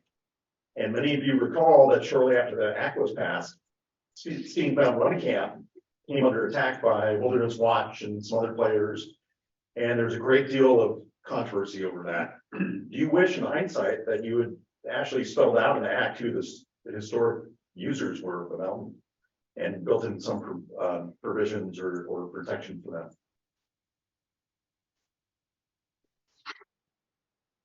Good Well, I'll go ahead, Bill.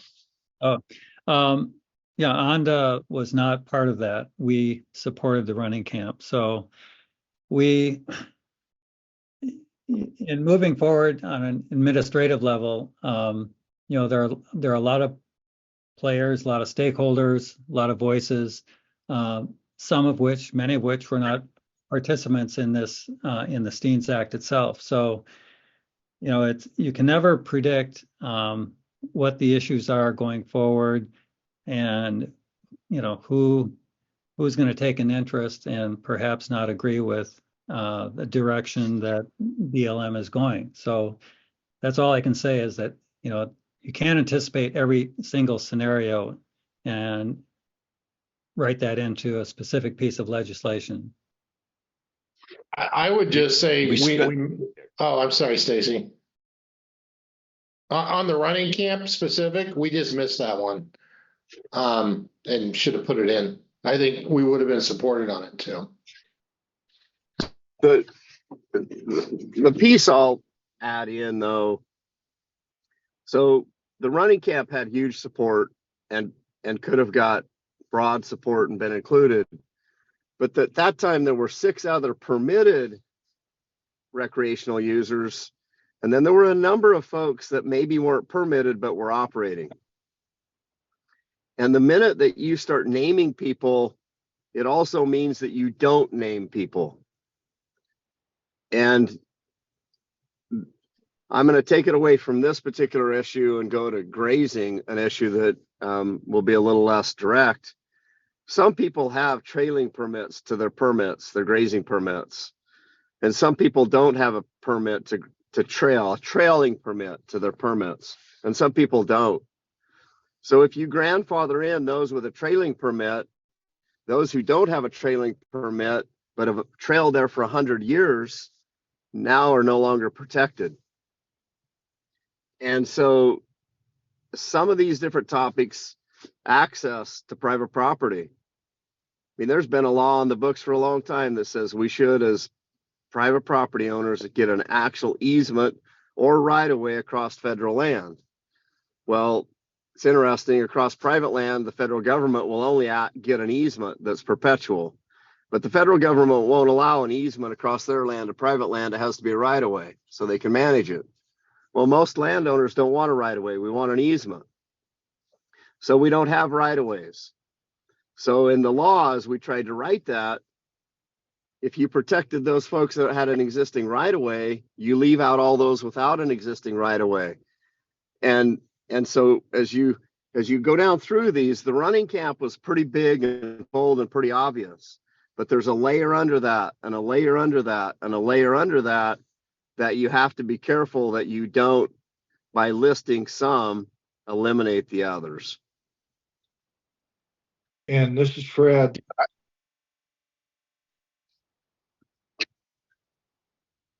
This is Fred. Can you hear me? Yep. Well, my point was that on my comments on maybe we could have had a little different historical. The historical use was really good in the Steens Act. Maybe it could have been a little better. Stacy's comments are right on.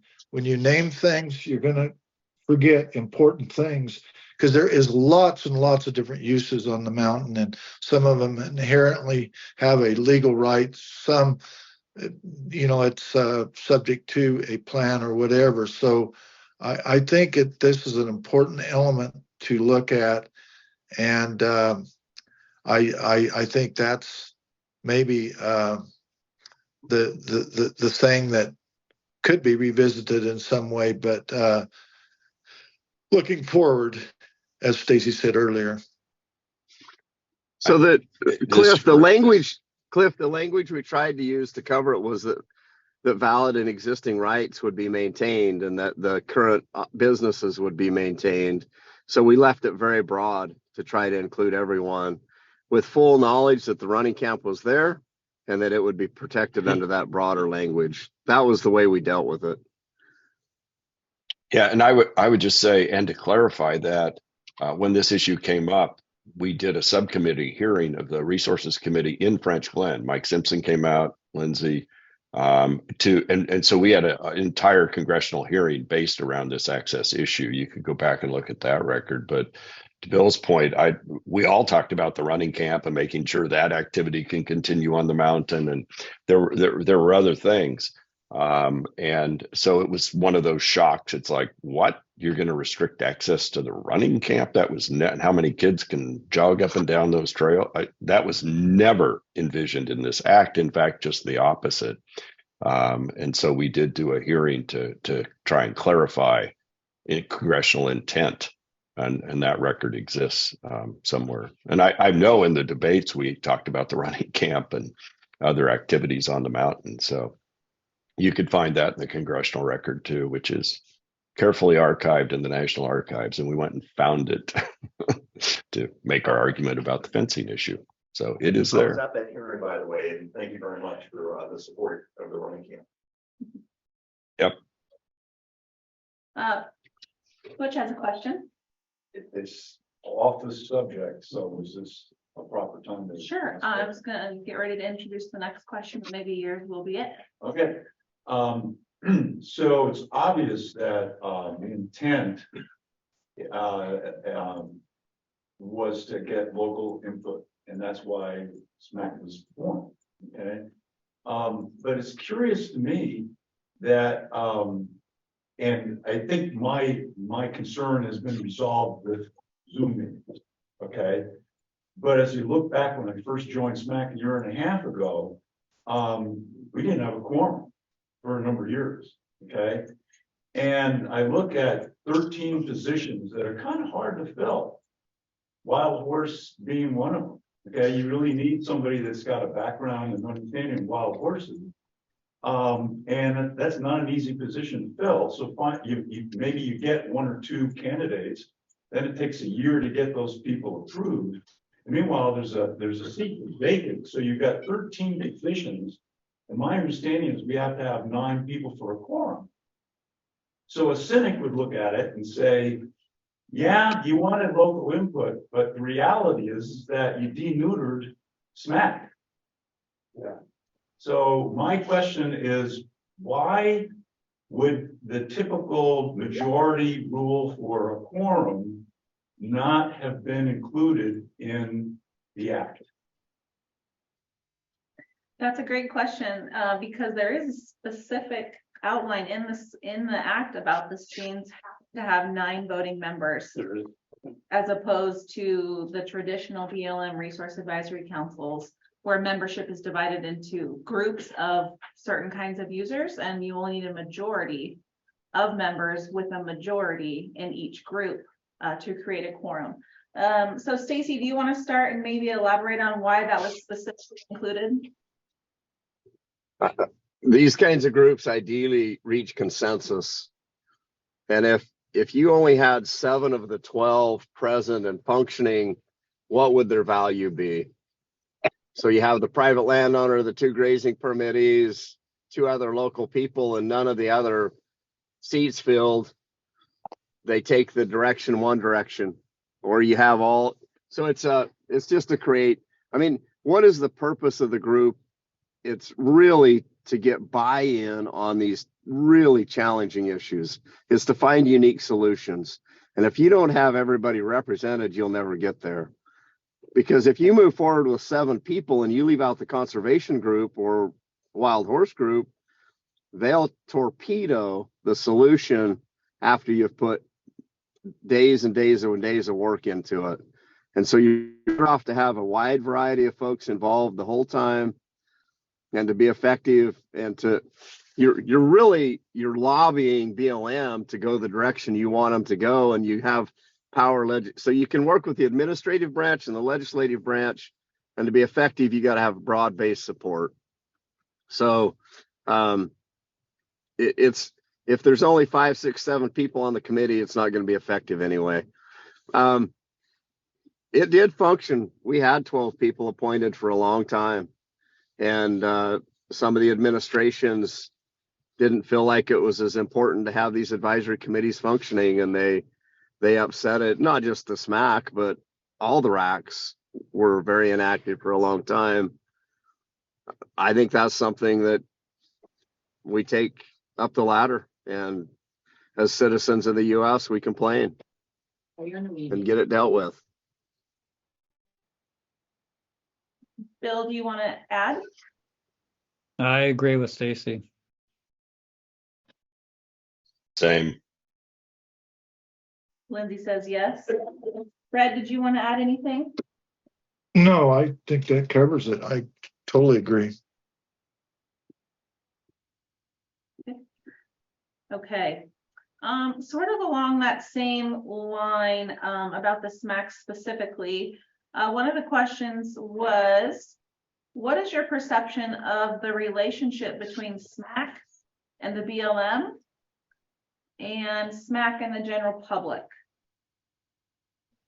So, Bill, how about you start with this one? Interesting question. I think from what I've seen, having watched the SMAC over all these years, I think the relationship between SMAC and BLM has been good. I've always seen informative dialogue, inquisitive questions from the SMAC to BLM.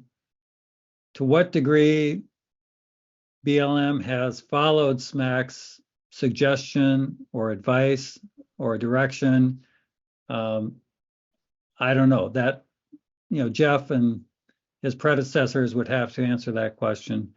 I think it's been a good relationship, overall, and I think a productive one in general.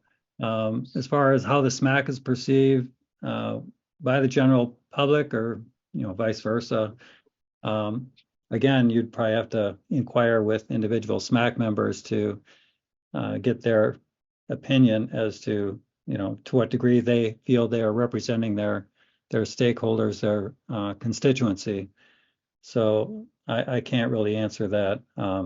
With respect to the environmental section of the SMAC, the relationship with ONDA and other groups has been good, and there's always been good dialogue and a good relationship there. So hopefully that will continue. Thanks, Bill. Fred, what do you think about that?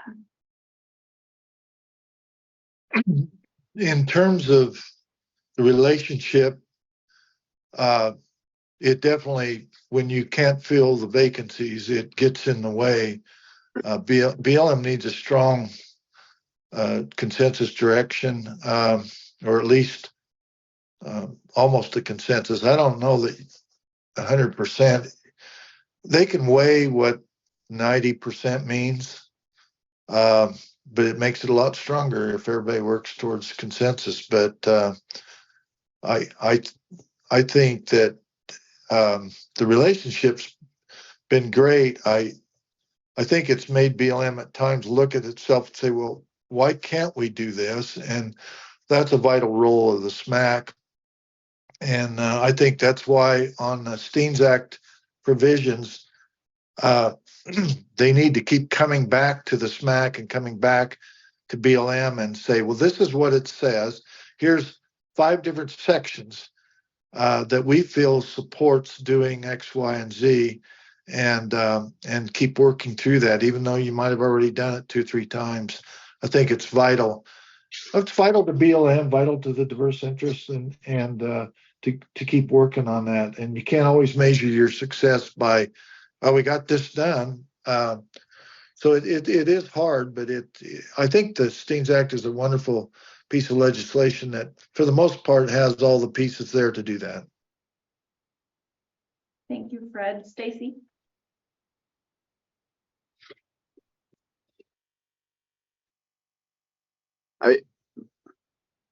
I think the relationship's been good minus the vacancies. My encouragement is to see it as see the SMAC. BLM leadership should see the SMAC as an opportunity, not as a threat. And use it to their fullest advantage. Avoid litigation by using the committee. Get creative ideas by using the committee. Get community engagement and ask the SMAC committee to go to their constituents and get support. And I know BLM's done a lot of those things, but I just encourage you to do it more. See it as a resource and use it. Greg or Lindsay? Yeah, it's hard for me to know how the SMAC feels like it's interacting with either the public or the BLM. I've been removed from that piece of it, but I would just go back to there is only one SMAC in the entire Department of Interior, and that's the Steens Mountain Advisory Committee. It is unique, and as Fred and Stacy and Bill have said, there are unique pieces of this legislation that you should take advantage of that I don't think we always do. And the final point is, it's been enormous frustration that no matter who seems to be making the appointments, it takes forever to get them through the process and to get people there to help those who are already there to be able to have a quorum and get the work done. So that's something I think, regardless of your position, we should all be united on is how do we keep those slots filled with really talented people who want to participate in their government and in Steens management. I would just concur with what Greg said. Thank you. Any questions from you guys about those relationships or anything you guys want to talk about with each other about that? I have a question. Okay, Jake has a question. Taking the devil's advocate point of view, if we don't have a quorum, which we haven't had for several years, this is my second go around, and I'm starting to see the light at the end of the tunnel, but we haven't been functioning because we haven't had a quorum. And if SMAC is, it would seem to me, again, from a devil's advocate perspective, I could see where SMAC could be an inhibitor to administrative processes in BLM. Oh, we got to put up with those guys. We got to hear what they have to say. And it would be far more efficient if we didn't have to deal with them. And so thinking up at the higher levels, what if we just slow down the process and keep the quorum, keep the SMAC committee ineffective? We could get our job done much quicker. Now, I don't work in Congress. I served in the military, and I see slow action many times. And maybe you can't change the bureaucracy, but if we can't get the upper level to accept new members into the SMAC, we'll never be effective. Is there anything that can be done about that, or is that just the way democracy works?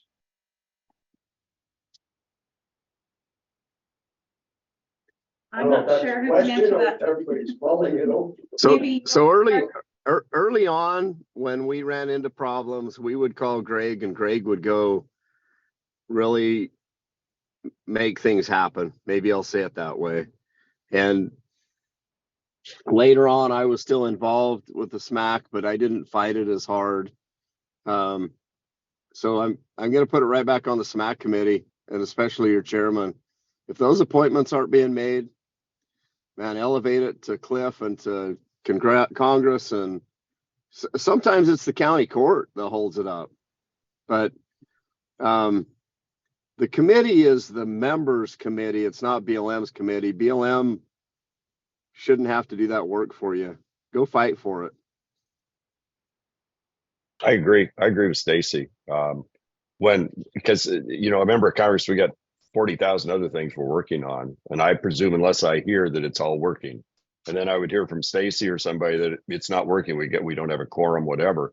And we go pound on whatever the administration was, and it was all of them, and figure out, okay, why don't we? Sometimes there weren't candidates, they hadn't found somebody. Sometimes they're in the vetting process, which just takes forever. It's just crazy.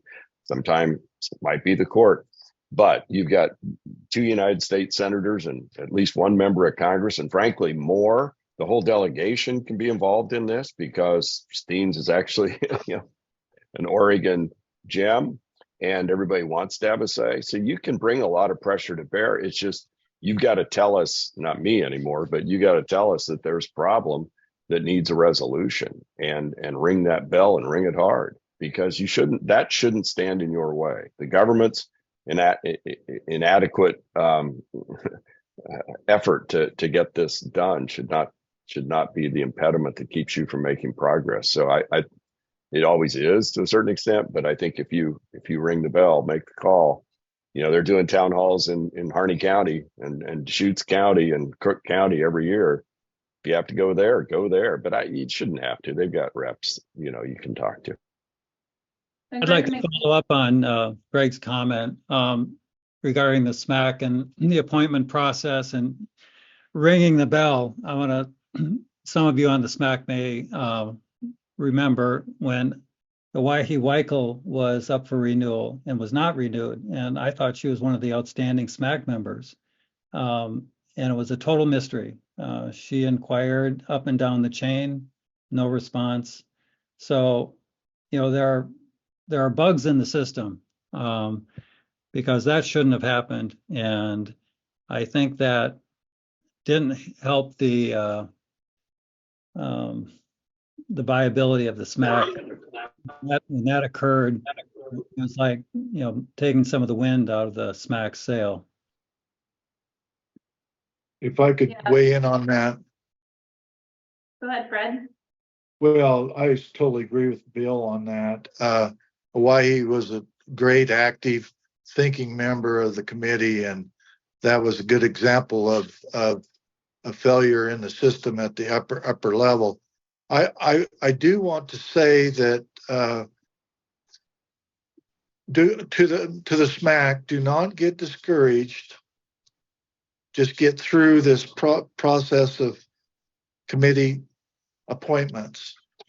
Pretend you have a quorum and a consensus, and my message because it still has a lot of value, not as much, but it still has a tremendous value to BLM. Even if you only have 7, 5, 6, use them as a effective forum on the issues. And I guess we have always been successful at the local level, getting the ear and understanding with BLM personnel, but it seems to get lost when it kicks to the state level. They're not engaged with the SMAC. So when BLM local sends something up, sometimes it gets lost before it even gets to the national. And that's a sad part of this. So maybe SMAC can help solve that problem, because it's not generally a local. Once in a while it is. But anyway, assume you have a quorum. It'll help get the quorum. Thanks, Fred.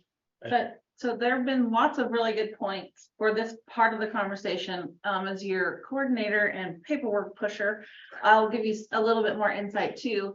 Over the past 20 years, our processes have gone up and down, and some of that is change in staff, not locally, but change in staff at the headquarters level, or change in administration.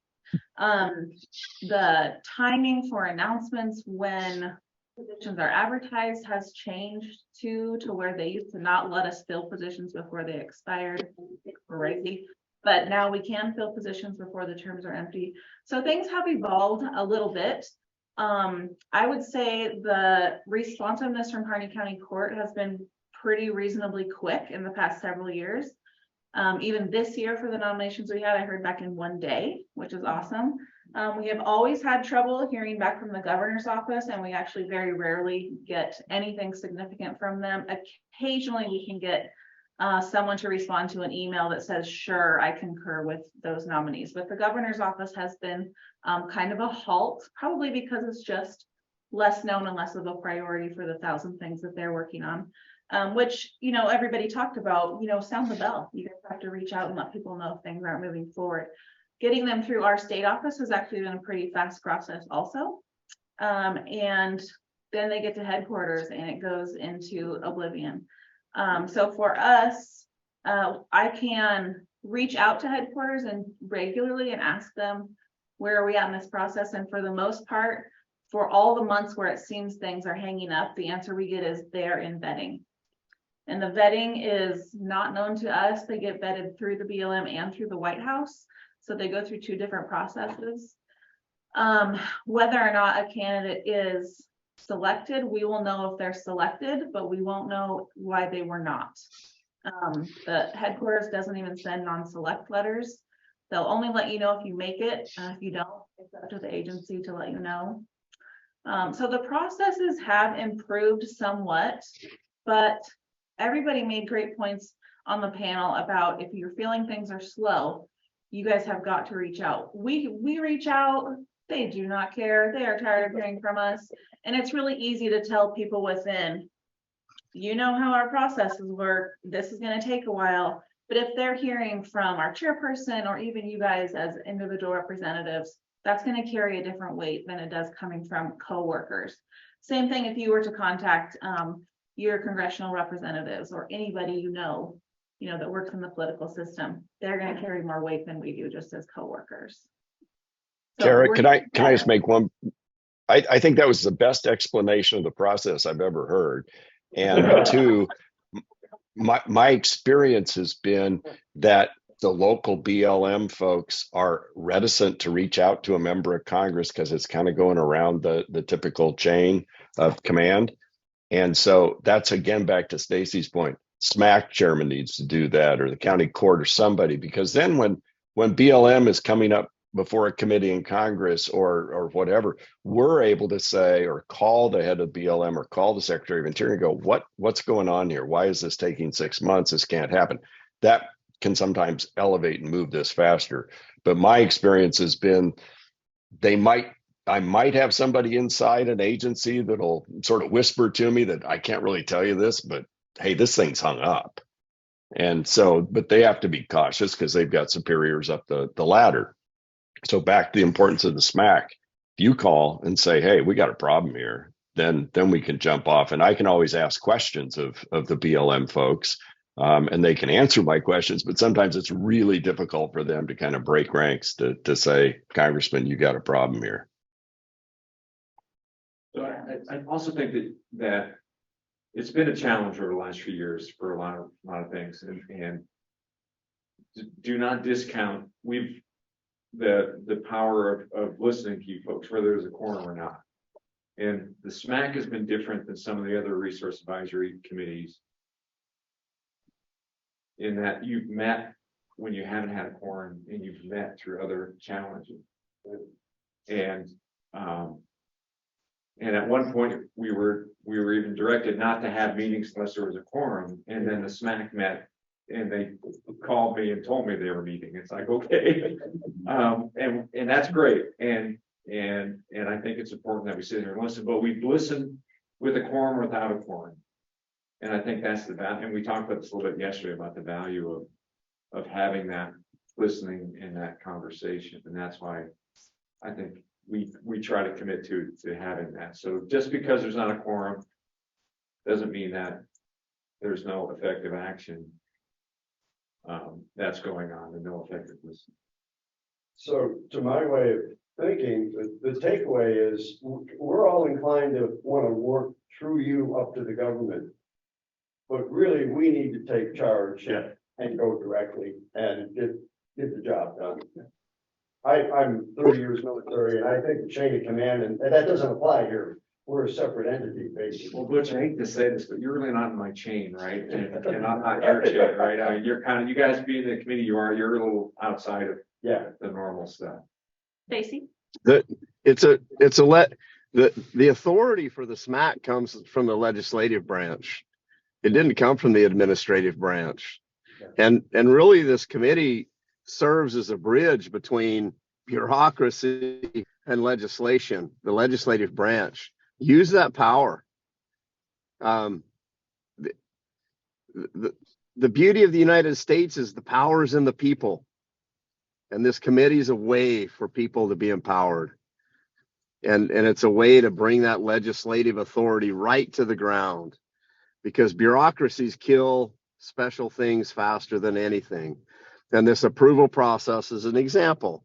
They standardized and shoved it in with all the other committee approvals for all the other things, many of which were created in the administrative branch. And it shouldn't be. The SMAC's a very unique body that was created specifically for that area in a very unique way. And flex that muscle. That's a good point. And we have one more question for the panel. Hold on just a sec, Cliff. Something that Jake mentioned is working outside of the BLM and just going straight politically or congressionally. When you guys dig into anything that might require a legislative effort, that's something that has to happen totally outside of the agency too. So, you know, we can't lobby, we can't advocate for legal things like that. So this is something that you guys can really consider and get practice at outside of the channel of BLM. I like it. Cliff had one question. Jeff, you said that we don't operate in your chain of command and vice versa. That's a good point. It is interesting to me as a recent appointee that there's such a level of non-transparency with the appointment process.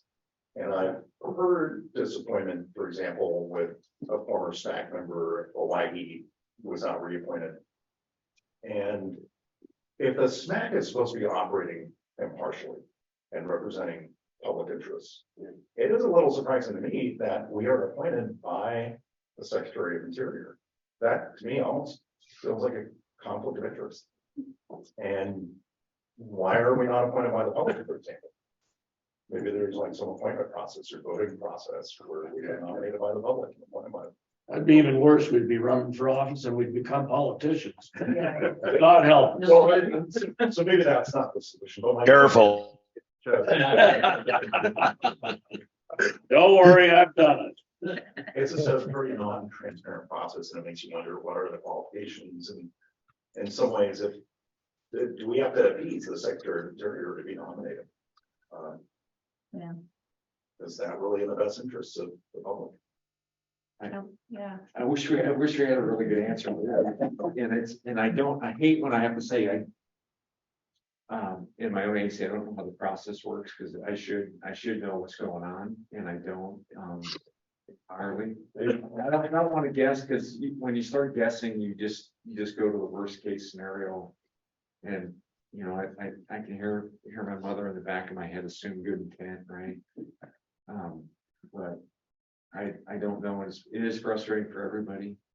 And our job collectively is that, you know, Tara does a good job, is to get as much info out, and we'll let you know. And it's frustrating when you have somebody who's dedicated and interested and wants to, and then for some reason they're not. And it may be a good reason. I mean, there may be a really good reasons that it happens, but we don't know what that is, and it's frustrating. I know that Greg needs to sign off at 11.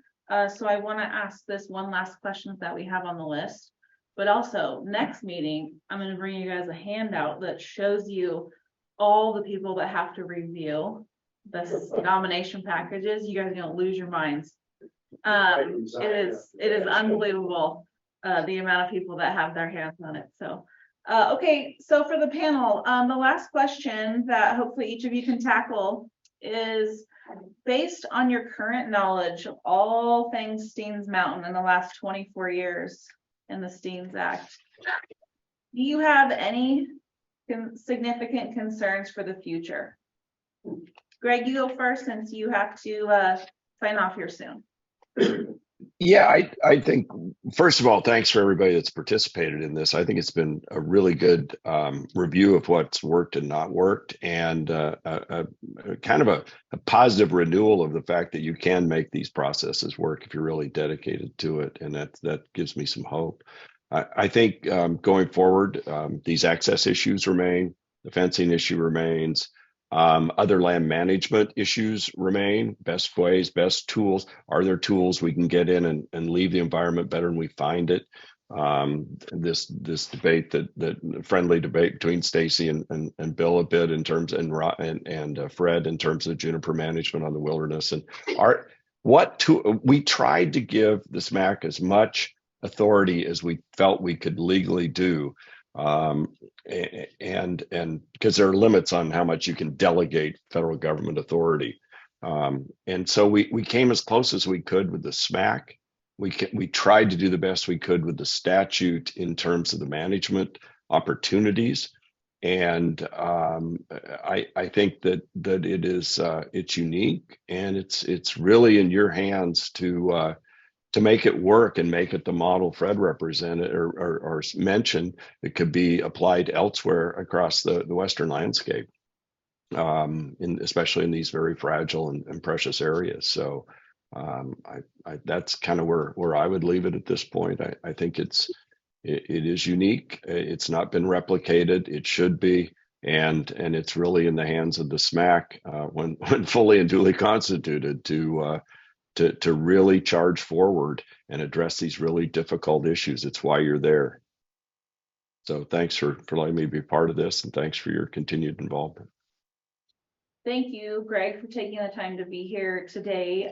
We'll just keep going with our panel. As soon as you need to sign off, just Irish goodbye and we'll catch you next time. But thanks a bunch for being here today. Bill, do you want to tackle that question? Sure. Concerns for the future. Well, on a 30,000 foot level, I think issues like climate change is something that we did not contemplate 24 years ago, and the impacts and ramifications there. I think that's something that is of concern. The recreation use on Steens is something that, at least on the Elvert, I'm not sure I quite anticipated that. So I'm a little concerned about how BLM is able or capable of accommodating or managing future recreation use. In terms of, ideally, I would like to see no litigation on Steens, but it's a huge time and resource sink for the organizations that are engaged in that activity. And it would really be great to sit down with Fred and focus on juniper management. How do we manage juniper in wilderness? There are a lot of restoration activities. How do we get beaver back in the system? There are things that are very positive and ecologically oriented that I think most everyone would like to put their energy towards. And, it's not always possible to reach agreement, and sometimes it's necessary to go to a judicial finding to resolve disputes, but I'd like to see us move away from that. I'm not sure we can, but in an ideal world, that would be great. Thank you, Bill. Stacy? I agree with Bill. I'll just add wild horses, Medusa head, and people unwilling to put the time into management it deserves and requires.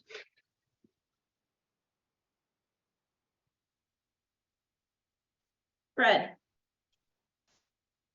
I agree with Bill and Stacy and Greg. My biggest worry maybe would go to like the Medusa head, which when it moves into wilderness and dominates the ecological changes in a negative, the mountain in a negative way, then that's going to be really hard to deal with. So when you have big changes coming, it would be great if we could see those things coming and react ahead of the problem and not react to the situation after it's got out of control. So I don't know. I'm not real negative towards the issues on the mountain, and that might be because I can't see the big threats coming. But we spent a lot of time looking at and discussing in the legislative process what are the real threats to the mountain. And maybe sometimes we disagreed on those, but the discussion by itself took us to a better place. So I think the SMAC needs to, do that. What are the real threats? Because life's changing and technology's changing so fast that maybe there's stuff out there that can be proactively dealt with in a better way. Thanks, Fred. So really quick, before we poll the SMAC members for any more questions, we had a question in the chat that maybe one of you panel members can answer, and it was just about the intent behind the wild horse and borough or wild horse representative position. Just kind of what interests and experience things that position was supposed to represent on the council. I'm not sure who can lend some information to that. Stacy? I mean, wild horses are an important part of the mountain. We have, is there just 2 HMAs, Southsteins and Kygers, maybe inside the the boundary, but they're an important part. And then the impacts of wild horses also create conflicts with other users. And so a representative on the committee that both would speak for wild horses on one hand, but then help find solutions to the conflicts on the other hand is an important member of the committee. Basically, technically, there's 3 HMAs, Riddle, Kygers, 2 HMAs, even though they're right next to each other. Okay. Bill or Fred, did you want to add anything else on the wild horse management position? I share Stacy's concern.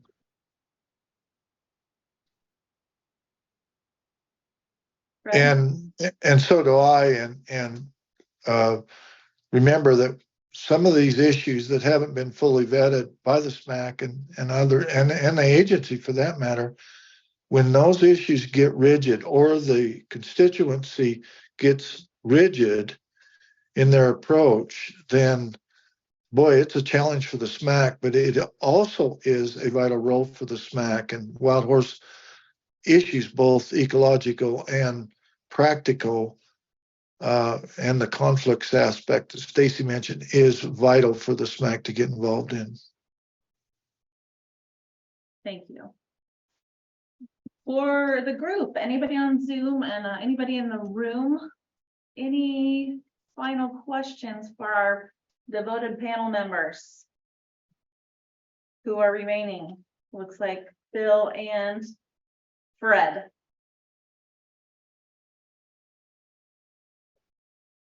Okay, I'm hearing nothing in the room. So Bill, thanks so much for taking the time to be on the panel and answer questions. You too, Fred. Wish we could have seen you in person, but I'm really glad you were able to get in on the phone. Great to be here. Thank you for the offer to participate. Yeah, this Fred, thank you. And I can't believe I actually got to the technical side to actually get on, but I do appreciate the great discussion by Bill and Greg and Lindsay and Stacy.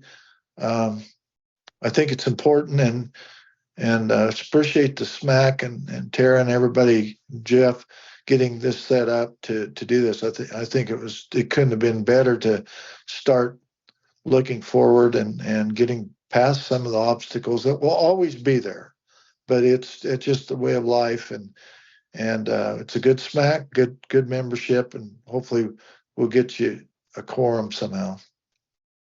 Yeah, let's do another 25 years.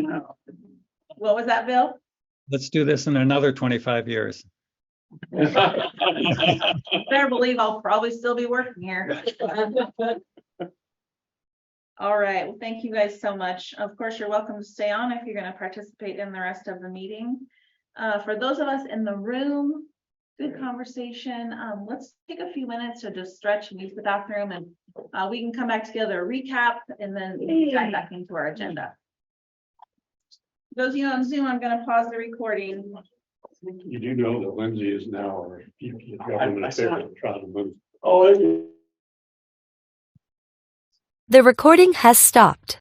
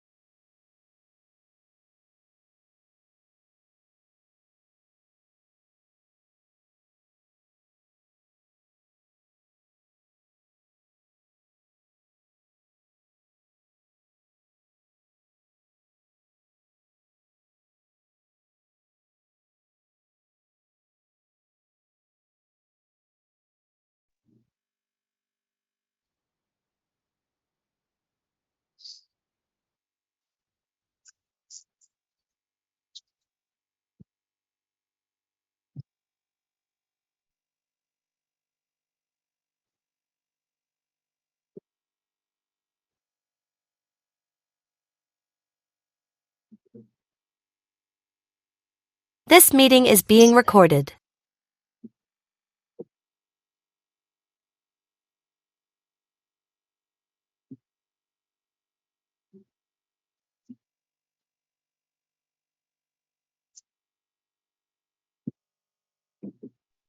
And we will never know. You know, when we put our, we have this electronic document tracking system. Of course they do, because we're the government. But we put something in there and it's our system and it has a number and you show all your routings and who it's going to and where it's at in the process. Well, once it leaves our state and it goes into headquarters, they have, they take that record and make a new one that we don't see. So you So once it leaves our state and all of that level of review, we don't know where it goes, what the processes are, any of that. So it makes it hard to follow along. So we just send lots of emails. It goes into something similar to a tumble mode on the dryer. And they reach in and pull it out. Okay, so we are back to recording on the Zoom. And we'll get back into our agenda. So right now it is 11:17. So we have about. Here's what I found. Oh, my watch was talking to me. We have about 15 minutes till we pause for public comment period, and we'll see how much time that takes up. But really, we're going to devote the rest of our session to the strategic planning effort. As we talked about before, we had the Steens Act review on the agenda, and it was really just to kind of talk about the creation and the charge of the group and the charter. And really, we talked a lot about that during the panel. So Terry and I have talked, and we probably don't need to hash out any more about the SMAC purpose. If you guys feel it's something really important, we could add it to our next meeting's agenda. Or you guys jump online and read the act, read the charter, the things that you want to. But I think with the panel, we got a really good foundational level of. I would encourage you all to get the act and read the section that authorizes the SMAC and what at least the act defines as our role and our requirements are. It's interesting. Yeah, it is interesting. In there, you'll also see what other agencies or organizations have a role in nominating or concurring with nominations. Some of them are just the BLM, some include Harney County Court, some include the governor's office, some include our state director. So different positions have different levels of concurrence that go with them before they move out of our state for approval. So reading the act would be pretty good and interesting for that perspective. So it won't take it. Yes, it's not very long, that's for sure. And the charter is also not very long. For those of you that have been around for a long time, which is basically me and Jeff, when the Steens Act was in place, over the years, the charters have evolved. So back in the early 2000s, the SMAC had its own charter that was unique to the SMAC. And it has since evolved to kind of be more uniform to what the other regulatory RAC descriptions are. It's not very specific, but it just has some generalities in there about the purpose of SMAC, and you will or will not. But it's pretty basic. But What a charter is, that is the description of how it's supposed to. basically, just like your ruling document, Right. Says you exist, sort of thing. And it's available on your website if you guys want to check it out. Very dry reading, I will admit. Okay, so we're good on Steens Act review. So SMAC strategic planning is something that we wanted to talk about. And let me think of how I want to do this. So at your last meeting, and I put this in the email that I sent to you guys on Wednesday, you guys kind of developed a 3-tiered outline of things you wanted to be paying attention to in your strategic planning efforts. And I'm going to try to find the easiest way to get to that, because I got a lot of things on my table here. But I think if I bring those up, that will make it easier for us to kind of put things in those categories for the next session. And back there on the table, I don't think I put minutes back there, but I may have copied off this draft outline here. Let's see. All right, for those of you on the Zoom, I'll share my screen here momentarily. And don't forget, we're gonna get right into the middle of this and then I'm gonna make you pause. The public comment period. All right, so we had quite a discussion about strategic planning. And here we are in the section where we talked about the 3 kind of tiers of the work you guys might be doing. The first tier of that was working on the council foundation. So keeping your relationships going among your members, helping each other understand your roles, reaching out and into your constituencies. We really want to make sure you guys are representing your constituencies. You know, people that use the mountain in the same capacity that you're representing, people that might litigate, people that, you know, have some kind of an interest that you're going to bring forward to this group. We really need you to be able to do that. Help keep positions filled, all those things. The next tier was developing your skills and knowledge. So you're able to give advice on specific things, being fully informed. So this is what was included in your agenda yesterday, all the information sharing about NEPA planning and grazing management and those sorts of things. So I expect we'll probably have a few of those things every now and then sprinkled into your agendas, but always important to continue learning about laws and policies and regulations and things that go into decision making. And that will also help you decide where you can creatively make different kinds of decisions. And the third thing, and probably the meat of your business, is the strategic initiatives and the things that you really want to sink your teeth into. What are current commitments? What does the act say? What are constituents asking for or talking about? One example that you guys gave at the last meeting was the Inholder Initiative. Through the panel today, I think one of the big things we learned that the SMAC could tackle in their body of work is all of the conflicting text or intentions within the act. That may be something you guys could address, whether it be pushing towards some legislative clarifications in the text or something different. So those are some examples in the 3 tiers of what you guys were talking about working towards. Mike had sent an email just a few days ago. I can't remember if that went to everybody. Yes, it did. I'm pretty sure it did. Okay. But it kind of outlined a few things. Well, that, no, I guess it went to, I sent it to you, Jeff, and Don. Okay. Oh, I did send it to the council. Yeah, I sent it to everybody. Okay. Yeah. And it kind of summarized a dinner group chat that Mike and some others had. And in that, there was a list of things that they thought would be a great proposal to start this discussion. So Mike's gonna lead the conversation for 6 minutes before I pause. And then we can kind of decide how you guys want to progress from there. Do you have a question, Cliff? Do you have a copy of the document? Those are just the meeting notes. I just scrolled to it and you can pull it up right there. If they're on the website, the SMAC website, I just don't have it in print. Yeah.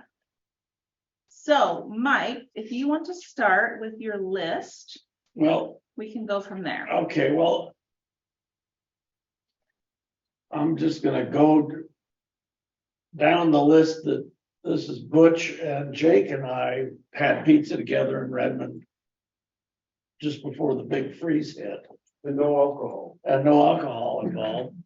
And talked about a number of things. And then my charge from them was to draft this letter that went out to all of you, and Butch and Jake reviewed it before I finalized it and sent it out. And so I'm just going to go down the list of what I'm going to first start by saying, I think that strategic planning is a kind of a misnomer because of what I said the last time, which is we're not a board of directors, we're an advisory council. And since we can't really plan the direction the organization is going to take, we should be more project oriented and saying, okay, these are the issues that are before us, let's tackle them. And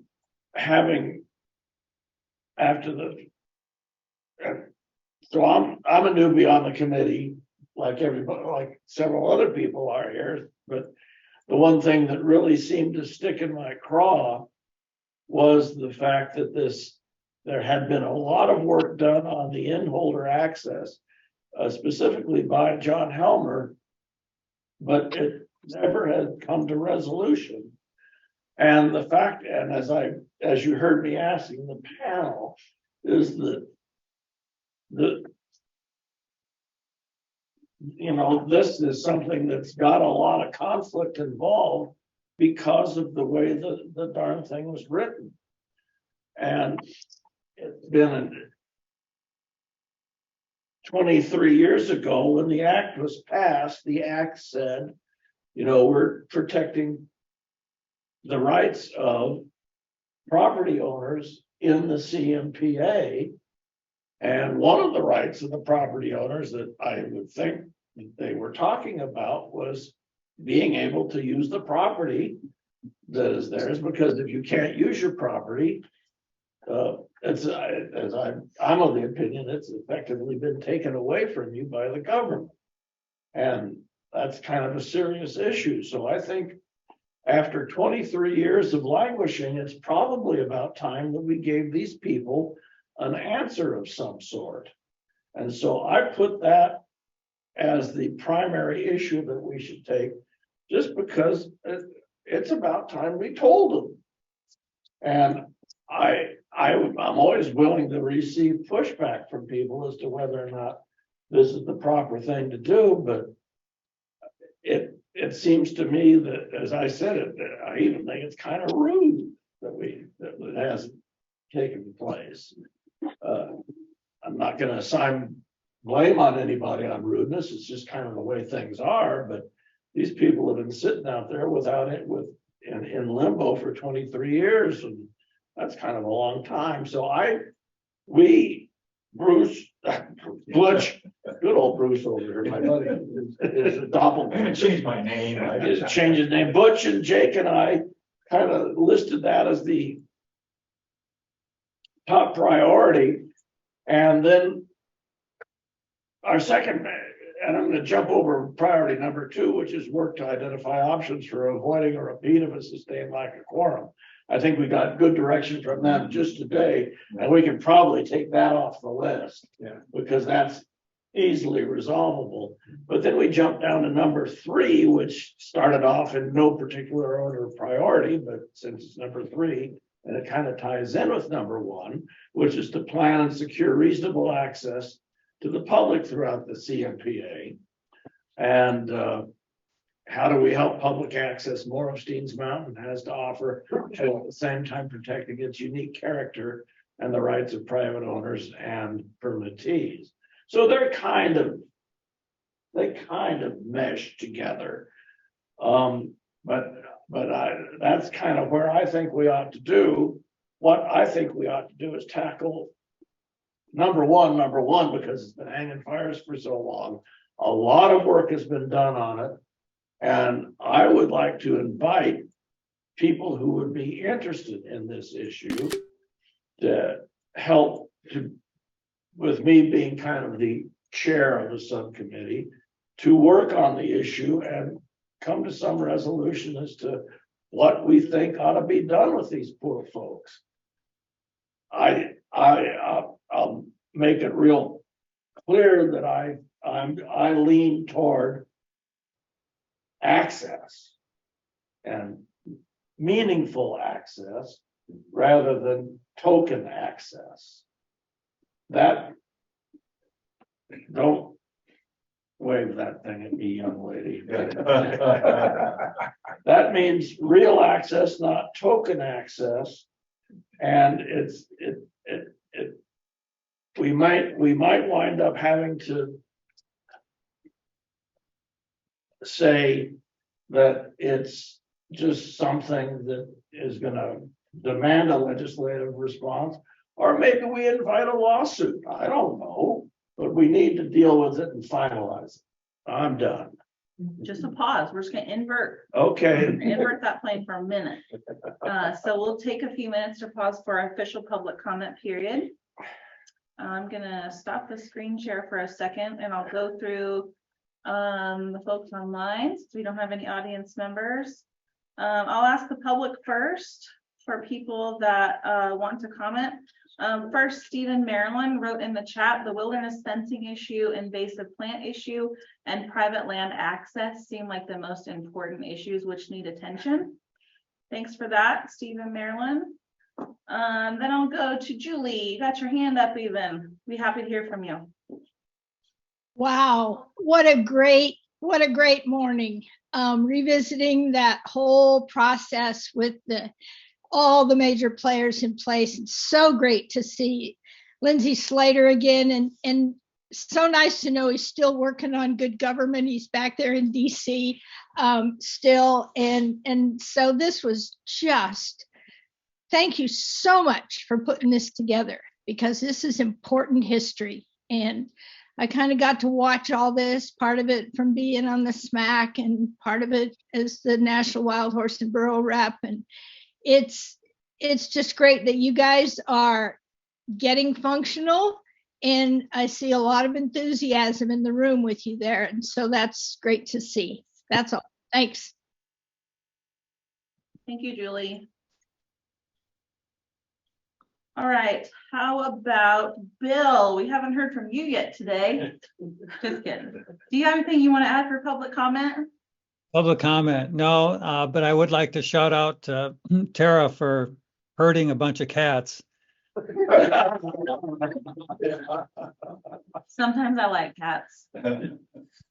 Thank you. Rand, thanks for getting on here. Did you want to comment?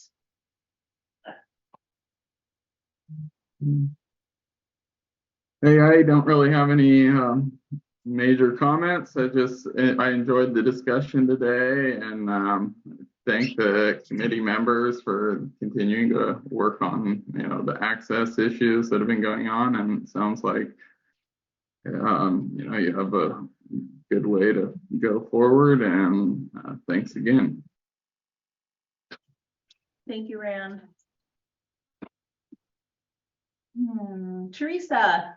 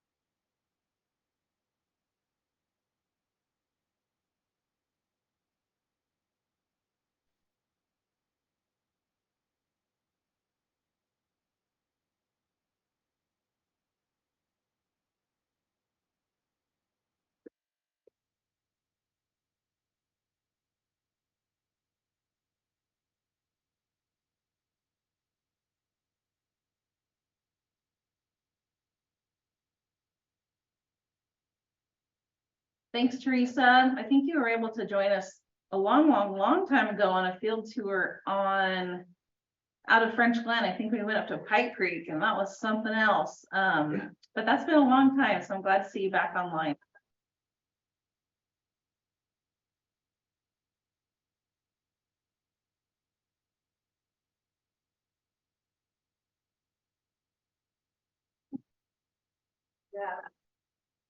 That was a little bit of a hike. And we're making much better efforts about reaching into our constituencies. So once we get someone appointed in that position, I expect you to hear from them. How about you, Lorna?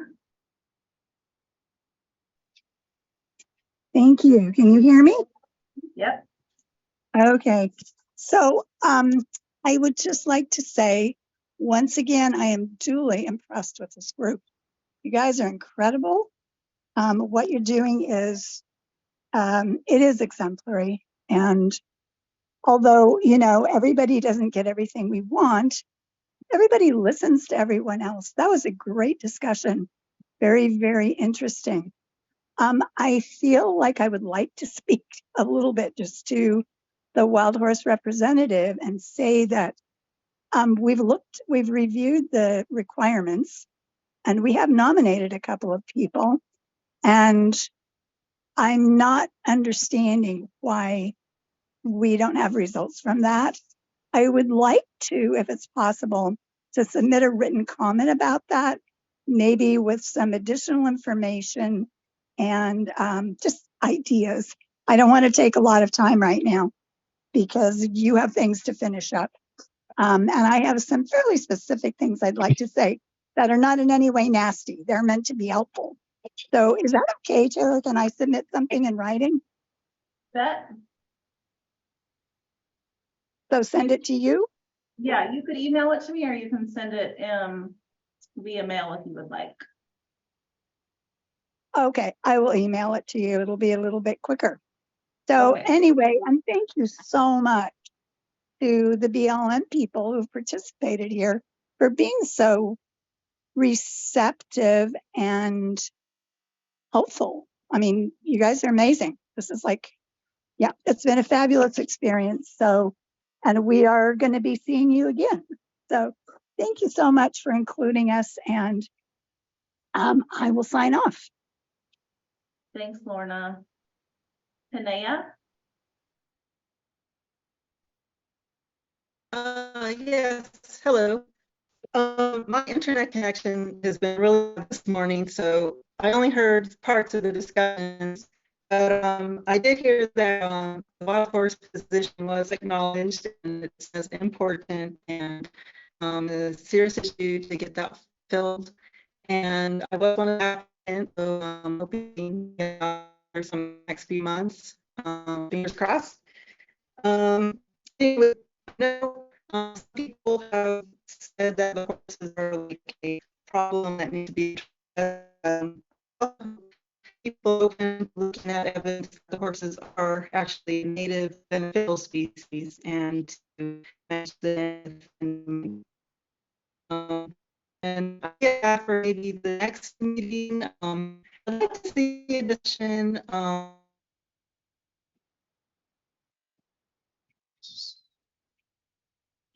It looks like we lost Tanea mid-conversation. We'll see what happens if she joins back in.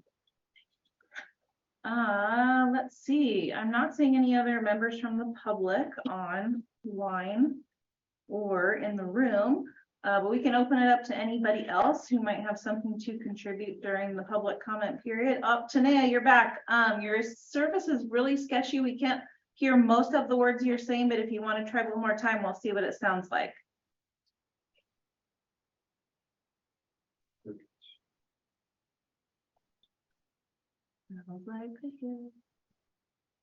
Okay, Tanea, if you want to, you can also type your comments into the chat.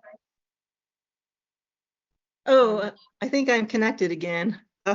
I dropped off. Can you hear me? Sort of. You're just cutting in and out quite a lot. It might be easier if you put your comments in the chat and I can read them to the group. Oh, okay. All right, I'll do that. Okay, thank you.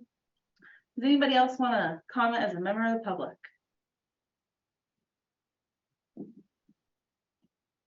Cool. All right. Okay, so we'll formally close our public comment period, but as per usual, we'll just hear you whenever you have something to say. If we go back to our strategic planning conversation, Mike was up to his eyeballs in the email he sent out. And we had gotten to talking about resolving in-holder access issue, planning and securing reasonable access for the public in the CMPA.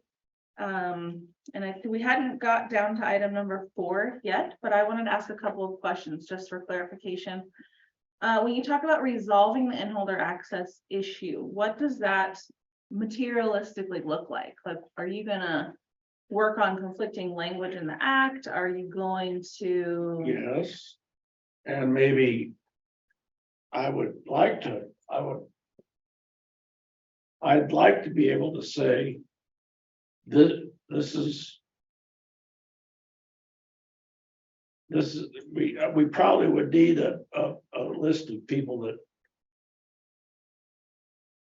are the in-holders that we have to deal with, and inventory where they are and where they are relative to really good existing roads like the Loop Road or Moon Hill, or I don't know where, I'm just going to use those as an example. And then say, how do they get from where there's really good access to where there isn't really good access, and what are they entitled to construct in order to get into where they're going to get? And say, I would hope perhaps come to a resolution that suggests to the BLM that this is where we are and this is what these people are entitled to do. And then if they want to do it, let them do it. But I'm just talking off the top of my head right now. And because that is something that really is going to have to come from the working group itself. I'm just giving you kind of my opinion as to where it ought to go. And Karen? I'm looking at in-holders as kind of 2 issues. One is access. We definitely need to work on access. But I believe, and this is where I need to go to history before I was on here, I believe at one point a lot of private in-holders were contacted on whether or not they would be interested in some sort of exchange so they wouldn't be an in-holder anymore. Was that part? I heard that as part of the history. Is that correct? Is that Well, that is correct, but also remember, John had talked about quite a lot when he was on the council. There's been a ton of work done within the SMAC on the in-holder initiative. okay? And all of that documentation is on the SMAC Google Drive. Okay. And that's one of the things that the SMAC took a hold of and tried to remedy some of those issues with some of the in-holders and edge holders that remain that weren't addressed or agreed upon in the Steams Act itself. So you could go look at those and kind of see where we left off on each of those cases. At one time, I think there were 6, but it might have dwindled down to 4 or so. So you guys can look at that and see where it left off and what might be an opportunity to pursue and what might be dead in the water. Yeah, Teresa and Ruthie and I worked on that with John for many months. And we did our best to try and basically come up with better definitions of what things meant. Is all that documented? It is? Yeah. Yeah. It is. I think it was handed out maybe at the June. It's been handed out a few Wow. times too, but it is on the share drive if you guys want to review it. Well, that's definitely where we're going to start. Yeah. Is with all of that work, because there's no point in plowing that field again. Yeah, exactly. And Cliff had a question. Just a brief question. The definition of in-holder means that it's a property that's around the Bible wilderness area. Is that correct? Which is public land. And so edge holder would be someone on the edge of public land. Yeah. One of the questions that came up during the panel discussion was, I think it was Stacy mentioned something about an easement versus a. Right. What's the difference between the two? Or is that? I actually have a whole article on that I wrote for the Burns Times Herald. I can't get to it on this machine, but I will send that out to you at some point. But it's just the different terminology that is used and a little bit of different administration for public crossing private land or private folks crossing public land.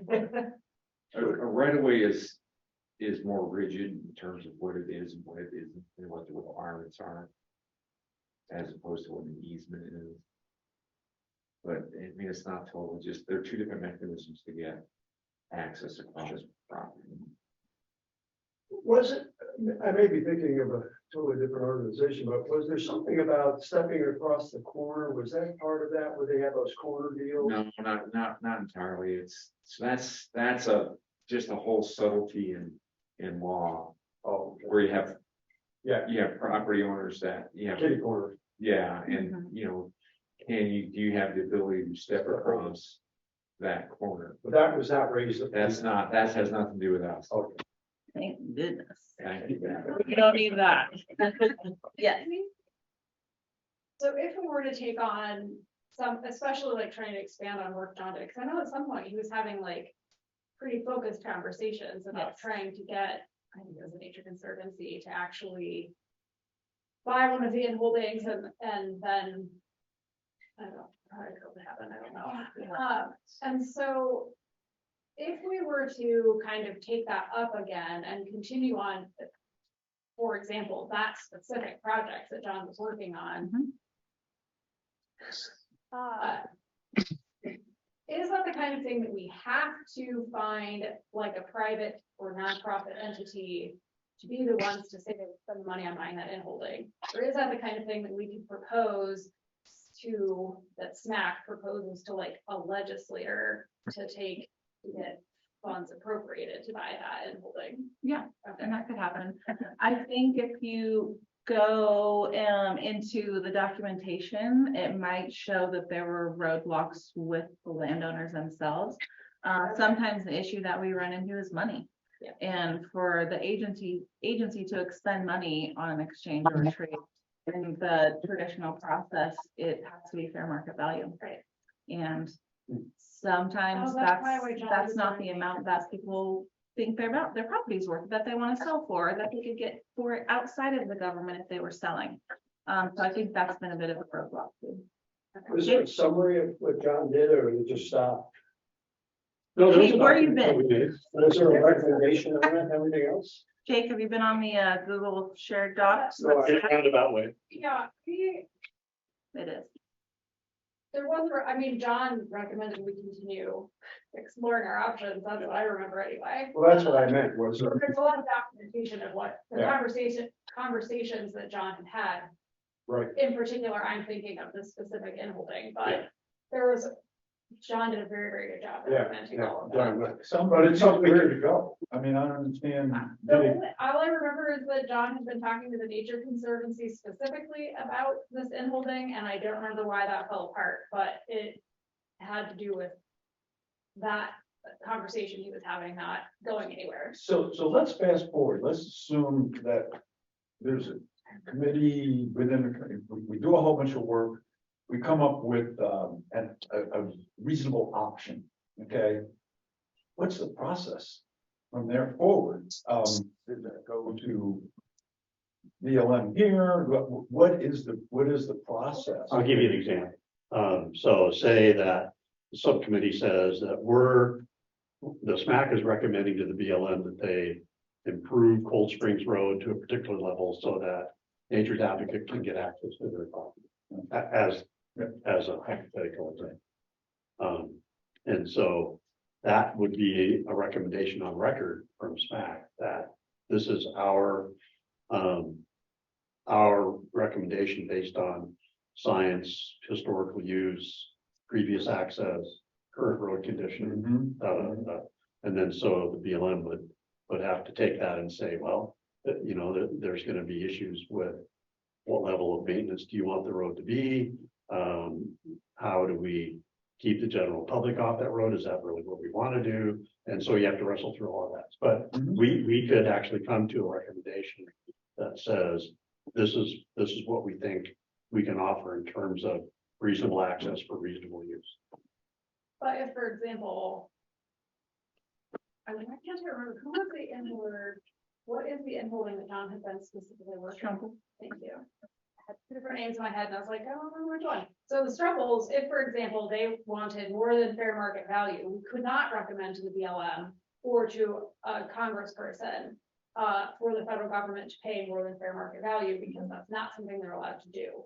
So what we then as a group could, I think, theoretically do is try to find like a land trust or some other conservation related somebody to pay whatever it is that the landowner wants that is above fair market value for that land. And then I don't know how co-managers the BLM or whatever that means, because I don't actually know from there what happens, but We can give it to the government.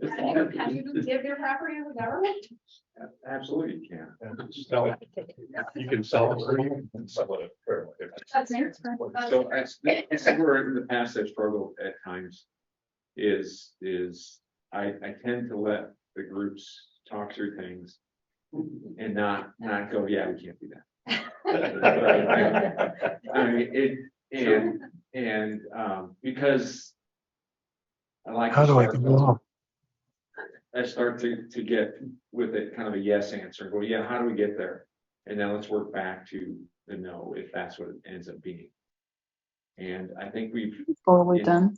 older access, we have worked our way back to no a number of times in a number of different ways.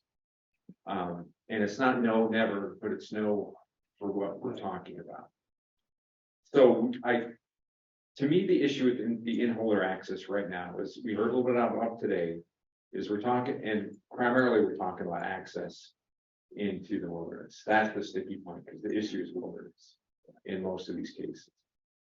And because, and then this whole issue between wilderness and act and the Steams Act, and who supersedes what and what goes on. And I want to say that there's nothing off the table, right? And you can tell me to pay the fair market value, more than fair market value. And I'm going to say, well, as policy sits right now, is we're not allowed to pay fair market value. And policy is set a couple of ways. Policy is set by the BLM, or it's set by Congress that directs the BLM to change policy, is my understanding. Or the legislature or the judicial branch tell us we're going to change it, right? So you can work in that direction through the government to make that work, right? And it all takes time to do that, right? So I guess that's a long answer to say, yes, you can go down this line, review what's been done, because there's been a lot of good work done by the committee that does that. Look at where that road I would identify the roadblocks right now as we know them, and then look for the easiest mark to go after at that point, and work with us to kind of get that way for advice on how to do that. To me, the base issue is who decides reasonable. I can tell you who decides reasonable.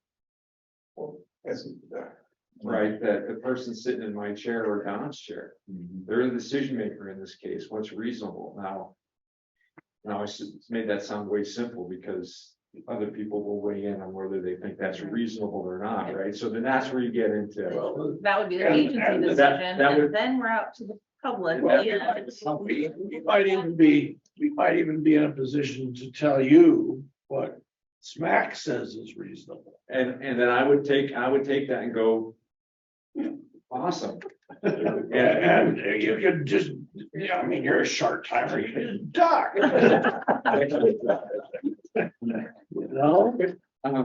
Yeah, no. So I would say, let's go back and review what's been done. Let's identify those points.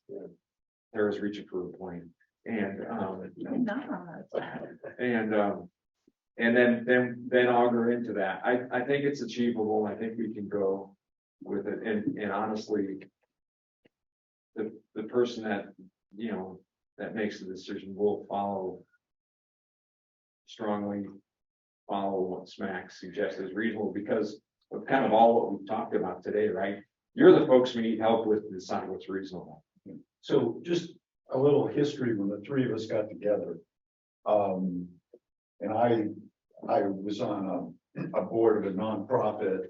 And I joined it, and they had a strategic plan that was created in 2017, and no one did anything with it. Okay, because it was just too big. There was just too much stuff with it. Okay, and so, you know, as we talked, there were a couple of things. Number one, let's just start with one or two projects that the group feels is of value.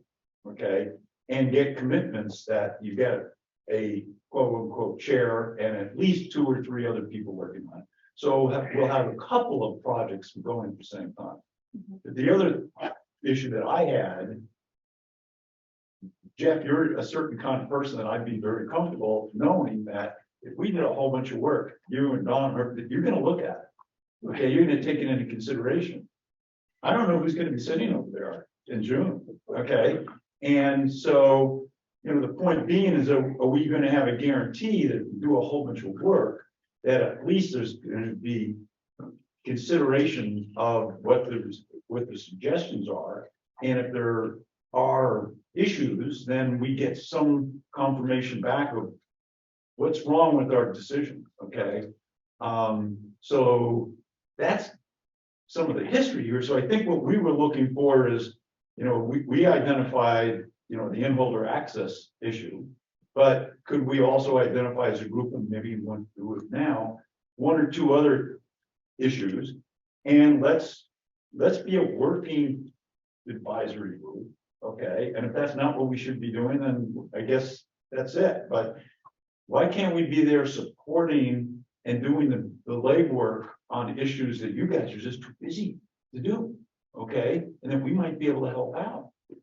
So you can, but again, there's certain things that are inherently governmental. I don't want to use Right. those terms. Yeah, we're gonna run into those things, and with this is maybe a template to see what we as a group are gonna look like in the future in terms of, do we do work? Do we just sit here and listen and, you know? No, and the work you've done, honestly, is it's hard to measure things that don't happen. And the work you have done to this and the people before you on inholder access, or on reasonable inholder access and all that stuff, has gotten us to the point we're at today, which I know sounds depressing, but it's actually way farther than where we started at, right? We have a much narrower focus in terms of what we think we can do and what we can't do. But you guys are the receptors of the complaints from the public, so we can hear from you. Can you guys tackle this? Because this has been an issue for many. From my standpoint, that access issue is big. Yeah. And just the whole issue of private land Yeah. and mixed ownership and that kind of stuff is a challenge, always a challenge for us, right? Because what we do affects people. It affects those folks that own that land and all those things too, right? And you hear about And I hear about a lot of things. But I think that's important that we all acknowledge that, and that we at least consider that in some way. So that would be one thing that I think is really good from the BLM standpoint. The other thing is the recreation stuff that's going on in the mountain is we have a very talented rec staff now, and they are wanting to do things. What are the things that we need to look at in terms of recreation? What is important? You know, it's kind of an interesting dynamic. You know, if you build it, they will come, right? You know, the old, was it the movie thing? Yeah. And we have seen an increase in recreation, but we've seen it across the district. And I think people are just out and about more than they have been in the past. That may change, it may not change. The dip after the post-COVID stuff, we thought it would dip, but it may not have dipped as much as we thought it would. It's get discovered. You know, I think just advice on things that would make, how do we preserve what people like about the scenes, but allow people to experience that, because we all appreciate those things. So how do we protect that value, or at least manage that value with the people that are coming to experience it? So that's a really important to identify that, because from a BLM standpoint, we have an opinion, but that's what we need to be asking you about. So recreation would be something else that I think would be important. We're going to build a campground, right, based on what the SMAC recommended. And we've altered our plan on what campground we're gonna build because of what SMAC suggested. So You're talking about Penland. the Penland, you know, and that's good. I think it's gonna be one of the, I think it's a really good thing. But how do, you know, so now we build it, what do we, you know, how do we build it? You know, how do we connect it to the wilderness if that's a thing? You know, we're gonna need to work with some private landowners. There's a water rights issue potentially at that point to talk about some things. So that's something directly in the future. That's also an IRA project, which means that we're gonna do it and we have the money to do it.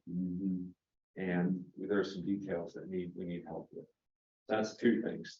The third thing is, I think will be the Bridge Creek project. Once we move it past where we're at, there'll be more things to talk about as that EIS progresses at some format. And then, you know what, if I had a better crystal ball, I could tell you what the next 5 things were, but there's always something out there, right? And we may not know what it is that comes down the line to kind of bang us. We could have a big fire this year that totally alters what we do. And just having to deal with it, the rock fall, another important thing to kind of work on how to get that done and expedite that process so we can get the loop road open, but do it safely, and how do we deal with some of the wilderness issues in the weird, you know, so I can list all these things that we're going to continue to bring back to you for advice on. If you guys want to pick any one of those to really dive into, would be awesome. Just a quick question, ballpark, how many holdings are there? I'm embarrassed, I don't know. 6 or 8. 6 or 8. Yeah. I mean, That's it? yeah. Including edge holdings too. And among those 6 or 8 is it contentious? I mean, they don't have access at all, and there's been contention, they've been asking for access, they don't have it, or. Some have access, some don't have the access that they would like. Some don't have access. I mean, that's what we're trying to search for that and see if we can find a way to give them, well, okay, let me back up. They all have access. And they all can get to their property. Some may have to walk. Correct. Right, Or ride a horse. It goes back to the. It goes back to reasonable and the type of access and what makes that. What they want. versus What they want, yeah. What happens by the way, if they just decide to, I don't know, bring in a bulldozer and make a road there, would that be a criminal offense? Would it be a civil offense? They'd be fine. So yes, it would be both.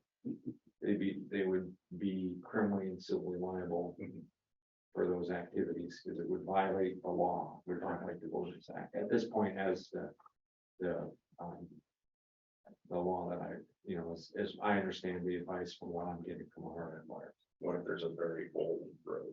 You know, or even tell us there. So that's kind of That's the question. That's kind of where we're at. Yeah. So what kind of supposed to solve that? So what's supposed to solve, so it's gonna help us get to an answer or to more information. The problem with land management and a lot of stuff we do, there's no right, or there's no absolute answer, right? It's all about, it depends and it all, you know, what it is. So get back to your question that's where the reasonable comes in. What is reasonable to allow for the access? Is only foot access reasonable? Is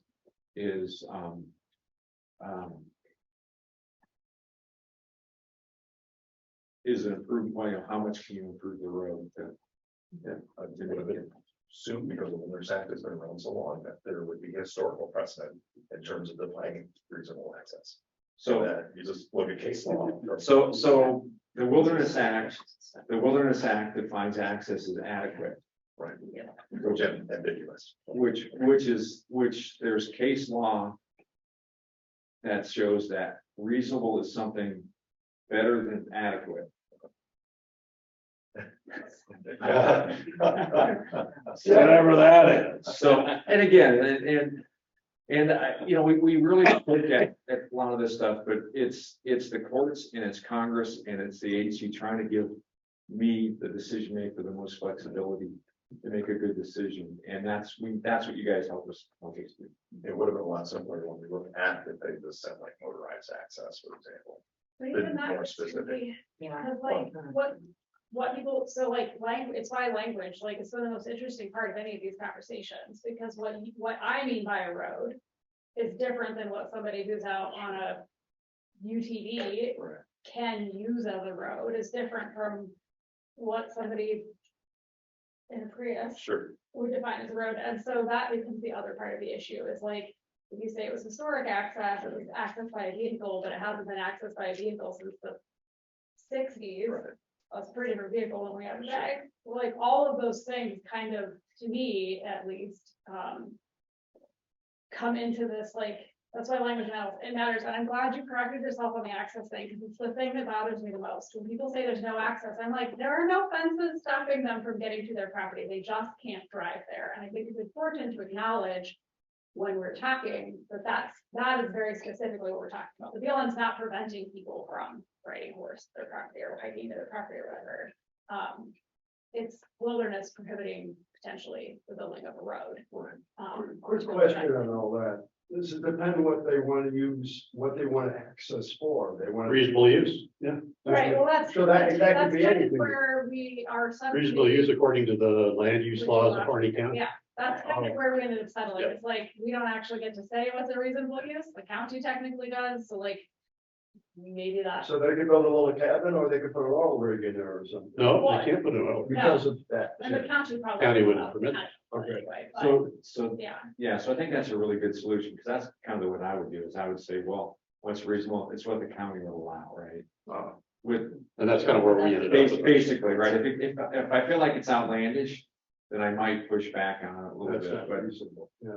but I don't, for the most part, there's not a lot that I would. Oh, if the so county- I can see now, I want to build a little cabin where you can get on horseback, or you could walk in, or you could drive in with your ATV, and then it's on and on. And we've kind of been down this. That's why the history is important to go through the stuff that they've worked on. We've gotten to a point, and it maybe is, how do we get past this next point with So- everybody else? Lee has his hand up, so I want to give you a chance to pipe in on this conversation. It's a good conversation. And I think it's an important issue for SMAC to take on. I guess I'm missing in this conversation what we do next as the committee on the issue, and how we, we're kind of rehashing the history of the Inholder Initiative right now, which is good for everybody to know, of course, but what are our next steps here? Is this, let's devote a meeting to the topic and go through these conversations in depth to where we all wind up with the same understanding of the history and the steps forward? Or is this form a subcommittee? What do we do next, I guess? Not to stomp on the conversation. No, that's a good point. Mike offered to form a subcommittee. That's what I was And Terry's, you're gonna be on it. No, I'm not gonna be on it again. So,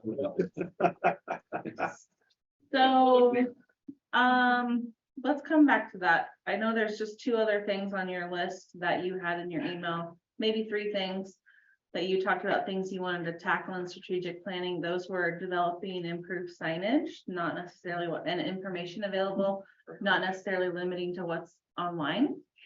Also developing comprehensive fire management plan with help from Harney County Wildfire Collaborative and Inhaulers and Permittees. And then maybe having BLM suggest policies for SMAC to research and develop.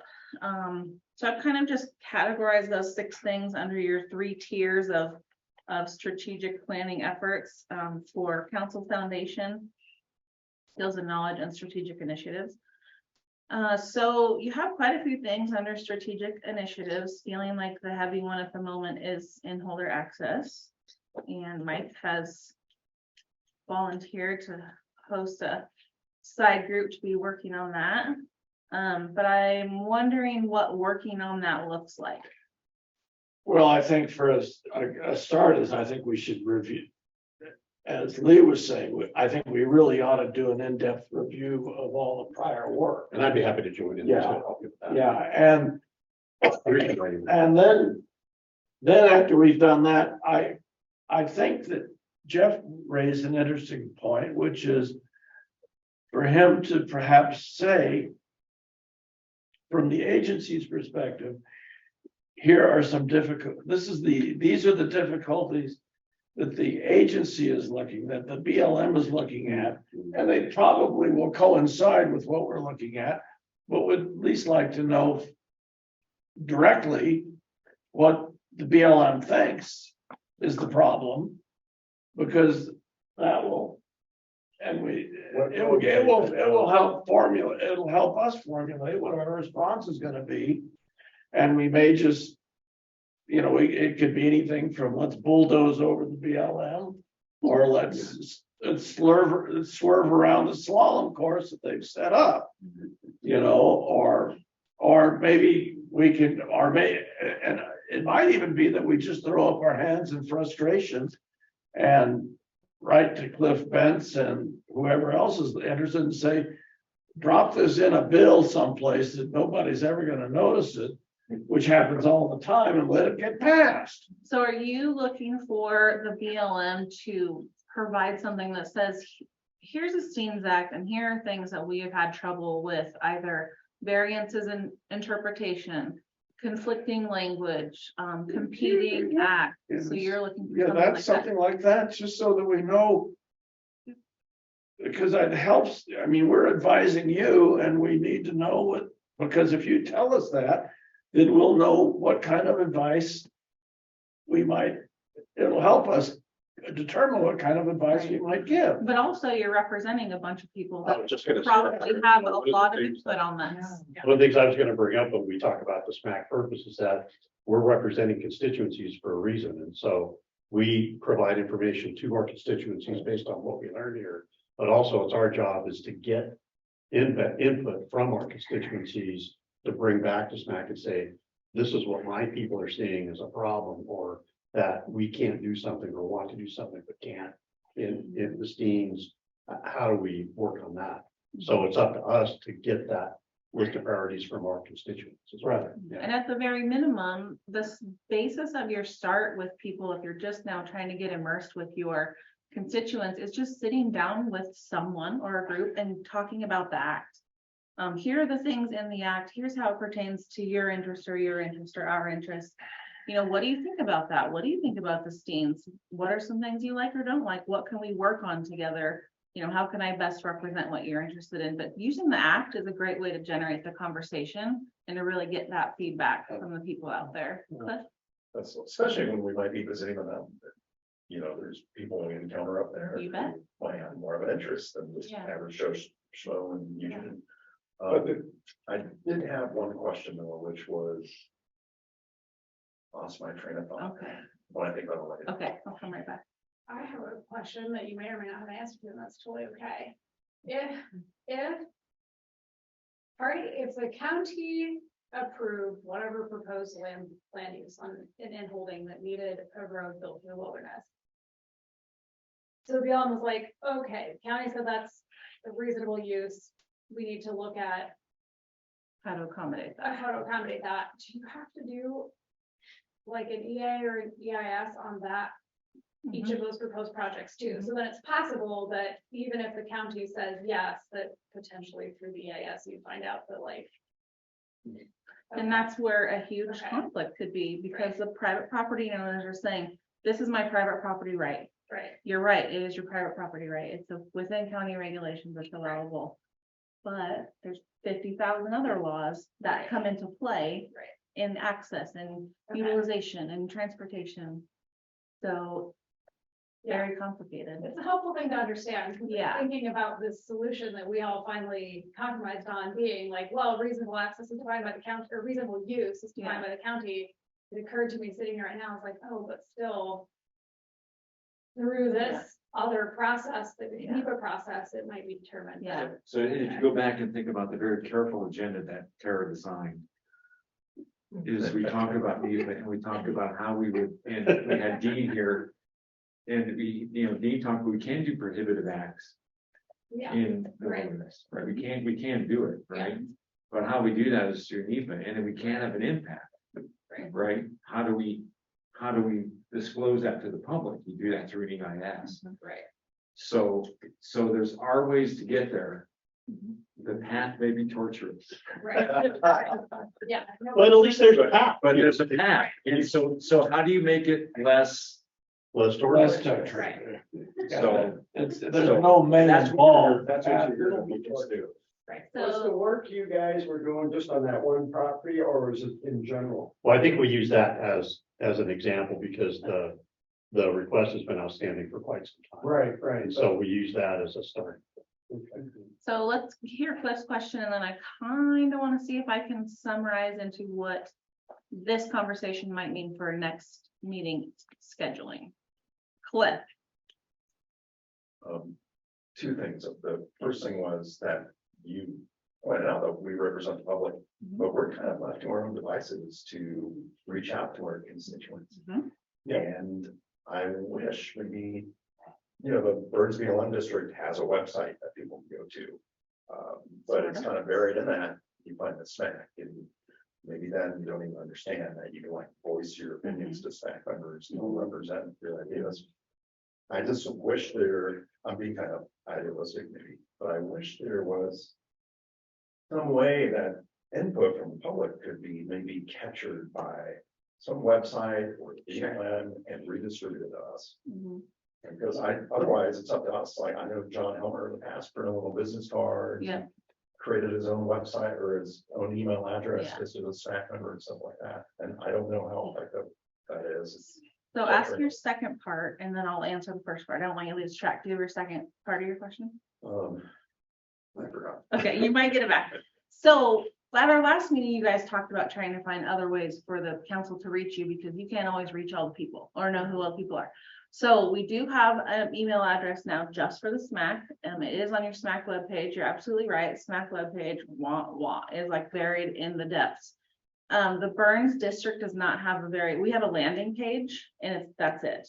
And we don't post, there's really no content updates on there unless we change staff or something. The RAC web pages, Resource Advisory Council, those are national level pages, and they come down to your state. So it's on our state webpage, which is even more buried because of the amount of information that's on there. So we made a little bit of progress by getting an email specific for you guys. I think it's steenscouncil@blm.gov. So it comes straight to my email. It doesn't go anywhere else, and then I will just send it on to you guys as I get them. I don't have any yet. I've mentioned the email in a couple of news releases we put out, the one announcing your meeting and the one welcoming our new members from last year. But I think another good way is we can get a couple of posts on our social media page that has about 50,000 people that follow it. Facebook. Yeah, on Facebook and Instagram, just to let folks know, and we can try to do that maybe periodically to see if that generates some interest too, because you're right, a lot of people don't know that councils like this exist. I mean, we have people that don't even know public land exists, so the whole gamut of what is involved in that is a big learning curve. The Facebook page is just for Steen. The Facebook page, that brings me to another point. So there is a BLM Oregon Washington Facebook page. States have their own pages, districts do not, unfortunately. So for our information to go out about the SMAC, it would go on a statewide platform. Sometimes other states will share that information, but really it will just mostly go to people who are following public land happenings in Oregon and Washington. So that's a state BLM or State all BLM. public? Just Yeah. state BLM. Okay. Yep. So the forests, they have local pages. So they kind of trickle down a little bit lower, but the one that we use is particular to the state. So good idea. That's a good way to try and help reach more people. We will try to do that periodically and see how often we can get something like that posted. If you guys have other ideas about how we can get information out about you, we'd be happy to do that. How about part of that 25 million that was earmarked to support the CMBA? What Give us a little what bit was to go that? to marketing. Oh, you want us to, oh, they want us to pay them to market. You're gonna need to write that up. It's not appropriate. I need to see a proposal about that. Submit that proposal through appropriate channels, right? Okay, so for our discussion, so I want to make sure, Mike, I feel like we've kind of intertwined the inholder access issue with inholder initiative. I know there's information on both of those things from the past. So what is it that you guys see as a priority of something you want to try to tackle either between now and the next meeting or dive into deeply at the next meeting? We need to see what's been done so far first and establish that. And put it together, I would think. Yeah. I think maybe. I'm speaking as if we were just three guys that live close to each other. I don't know if we're a committee or not. I don't know yet. Yeah, see, I'd like to, I think maybe I should say, raise your hand if you want to be part of this mess. Which mess are we talking about here? Huh? Which mess, the access or The access. inholder initiative? Well, I'm not even quite even sure what the inholder So the initiative. inholder initiative was attempting to take care of more in holdings and edge holdings into transferring ownership. So it wasn't patchwork. No, I want to do the access. I want to do access. I'm more interested in the inholder initiative because I wasn't on the SMAC officially when John was doing all of that, so I haven't actually taken the time to read all of his. Yeah, so I'm really, and this is what the three of us came up with as being the critical issue because it's so much kind of involves the denial of the property right. I'm just gonna sort of say it like that. And it's been hanging fire for so long that I think that that's the thing to really take a look at. I joined your first meeting to provide a bridge from the previous. Okay, and then and I think probably now you can delegate this to the Central Oregon bunch here, which is the three of us. Pineville's in Central Oregon. Huh? Pineville's in Central. That's what I said. We're bunch. bunch. You keep pointing at me. No, the Prineville Oregon bunch, the Central Oregon bunch, because we're close, we can get together easily, but that we may not be a representative sample of the SMAC. Yeah.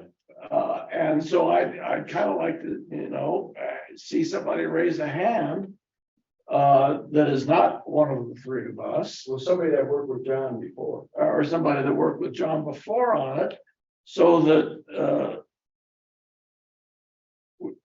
we feel like we can put together at least a decent review and a good product ultimately. Thanks to Terry for volunteering to shepherd us through the review stage. But then I'd like somebody else to raise their hand and have a committee of four. I have to leave, but I wanted to say, I think I don't understand what the end goal of that is, because we did as a subcommittee, and I volunteered my time, I wasn't even on the SMAC yet, but we did draft recommendations for how inholder access should be addressed by the SMAC, CPLM, whoever. And so I guess I'm not clear on whether or not the objective of the subcommittee is to do the same work we already did again, or to draft something different from what we already did. I would think it would be to continue from where you drafted. If you haven't read the document yet, Well, I know we don't know quite yet, because I mean, we could go from just roll out. So like, I have a really great idea. Are you ready for it? Yeah.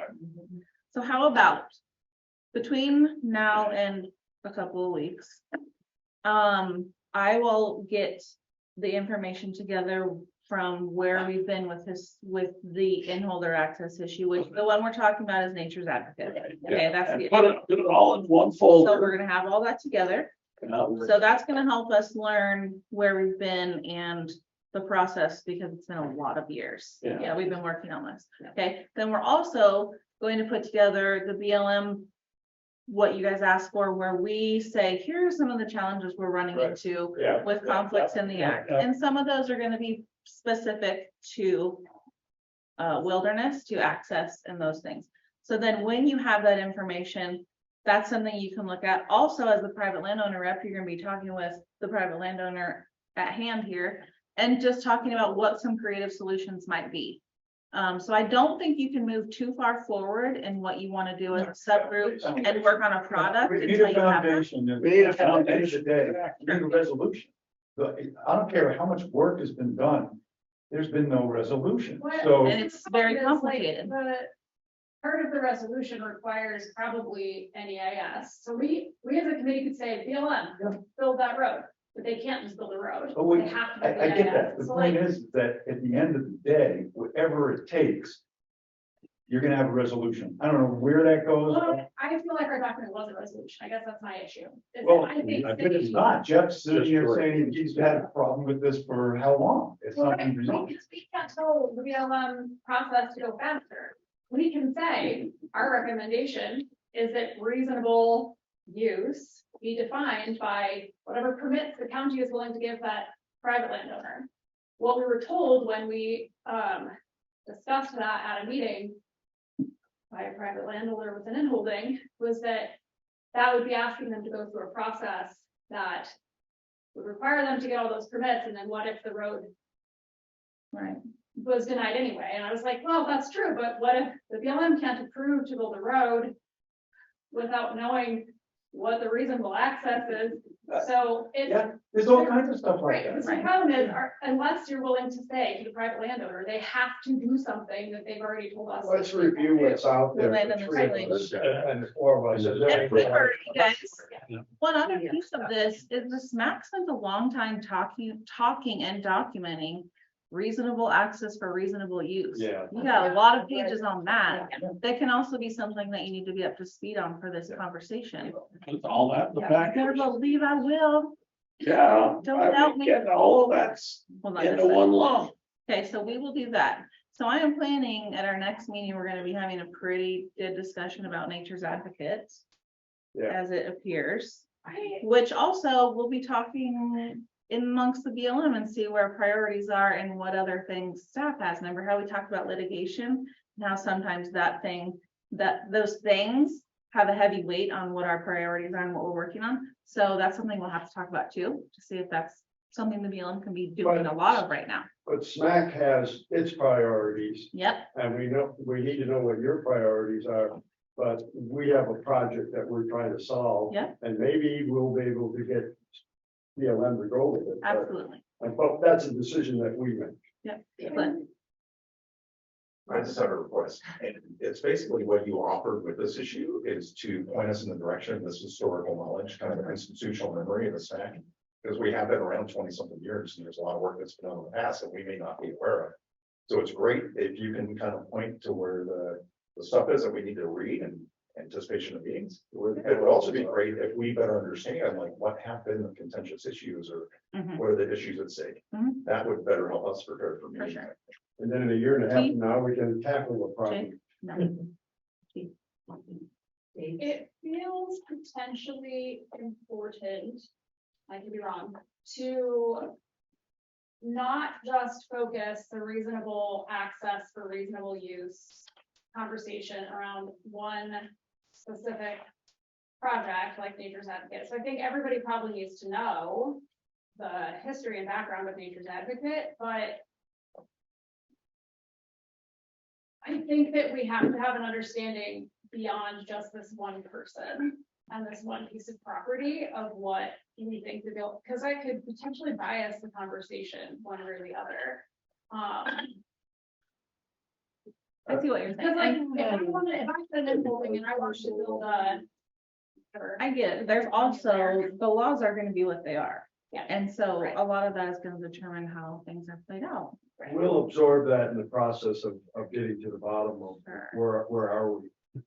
So I wanna also ask if there's anything else, that you are thinking, under council foundation or skills and knowledge that you might wanna have on your next meeting agenda. Is there anything like grazing management, like NEPA, that you feel you would benefit from us coming in and sharing information with you about to help you in some of your processes? Yes, because from the agenda as published, when we were talking about yesterday about grazing management, when Jamie was up, I was thinking that Kirk Davies is gonna be here as well. I couldn't arrange that. So. Yeah, so, but I think, you know, if you remember back in June, I sent out my little blast of what I learned at the range field day out at the field, out at the station. And I think that fleshing that out might be useful. And of course you know, my focus, of course, with my other hat on is fire management and stuff like that. But the whole grazing issue it's something that we're talking about with regard to Bridge Creek as well. And so I think having the guys that study this the most come to talk to us about grazing past and present and future would be useful, and Kirk would be good, or Dustin Johnson, or you know, Tony being retired. Tony's the guru number one, but I'm pretty sure he'd love to do it. He's a great guy and he's very articulate. He'd be fun to talk to. Somebody like that come and talk to us about that. It's a lot easier to get those guys when we're there in Burns. I'm sorry? It's a lot easier to get those guys when we're in Burns. Well, yeah. Or French Glen, I suppose, right? So what about, one of the things you had mentioned was identifying options for avoiding a repeat of a sustained lack of a quorum. Do you want to devote any time on the agenda to actually creating a bullet list of things that you can do and give you some real action items? Yeah. Yes. Yeah.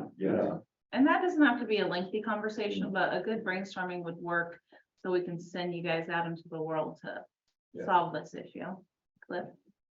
I was just gonna say, on a personal level, I would love to learn more about the archaeology around Steam Mountain and indigenous people and artifacts and things like that. Maybe something out of Brady could talk about. Okay. There's some amazing stuff that we run across in every single ranch. So let's look at our calendars. And I also don't want to overlook the fact that part of this conversation was going to be a little bit of member roundtable, to where you bring up things from your constituency, which could play into future agendas or things that you guys are considering working on. So pipe up if you have anything along those lines, Callie and Lee. If you guys have anything that you want to share from your constituents, just pipe in here during this conversation. But let's look at our calendars and see about our next meeting and what we might consider for that time. I am sort of considering around June 13, 14 for what might be the best time. You better not tell me you're unavailable. Jeff, I was trying to get as late in the month as possible to see if we could access a little bit of area on the Steens. You know, we usually can't get up high until at least the first week of July, but mid-June, we could walk into the Page Springs Weir if that was something you guys were interested in. We will not be meeting in French Glen. We'll stick to meeting in Burns. Sorry, Mike, but the logistical challenges of having a virtual option are very difficult in French Glen. So we want to make sure we're giving as many public as possible the opportunity to participate, which means keeping it in Burns. But we can always drive down south and have a field trip also. June's a no-go for me. Sorry. I'll allow it. Yeah. We'll send you a note. Thanks. 13, 14 is good, the following week or not. Okay. Jeff, what's your schedule look like? I just want to give you one more session. Actually, for some reason, my government phone just died. That tells you you're not available. Retired early, did you? No, I think my phone just did though. I think that sounds fine, Tara. I honestly, at that point in time, I don't have a lot. He's not gonna be doing much by then. What dates were those? Well, I was thinking the 13th and the 14th. So far, I'm good on those days. I'm good. Other than the first week of June, I'm good. Okay. If we did go into July to accommodate Terry. We'll do that.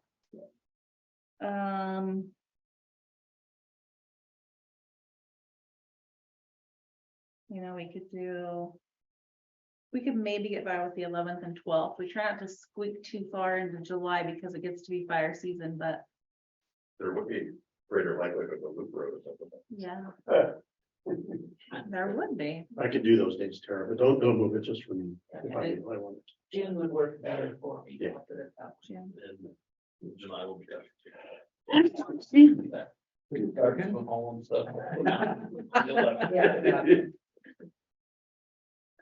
Tara, in the course of things, do you normally have a report from what's going on with the horse corrals and that whole business of managing that? I'm in the sheriff's posse. People ask me from time to time what's going on with the wild horse and so forth. We don't usually get a report from them when we have a wild horse representative on the council. They would be sharing that information, but we can get something. I if mean, it's you're looking nothing for it. critical, but if somebody was available, I'd like to have a report somehow and hear what's going on. So when I go back to Redmond, I can tell the guys what's going on. So Jake, to be honest with you, I've not reported generally on the wild horse program to this group as a DFO. Because I stick my reports just to the HMAs within that CMPA. Okay. I like that. It's 3 acronyms already. That was good. You're welcome. And I concentrate that on that, but we can periodically give you updates what's going on. I can get it online or something. Well, yeah, and we've had leaders in the program come in and talk to the SMAC before. So it's not unusual, and it's definitely something that we could have as part of your learning. Fine, next meeting, I'll stop on my way out. Burns and Parker. You know what, after this, or maybe it's just send me like a list of things that you'd want in the DFO report. Yeah. Related to that, we can do that. See you, Karen. Bye, Karen. Bye-bye. Okay, so let's plan for a 2-day meeting in Burns, June 13, 14. One of those will be a full day on the steams. Or as much steams as we can see. Well, you can probably get through the lower gate. You may not get. Yeah. We could drive to the snow line, I guess. We can go. You can drive up to drive up to the snow line. On the south side, we can go up quite a You way. can go up quite, you can probably go up all the way to the south side. Oh, that's good. So we will consider that, and I have a lot of work to do between meetings, so there'll be lots of information coming your way.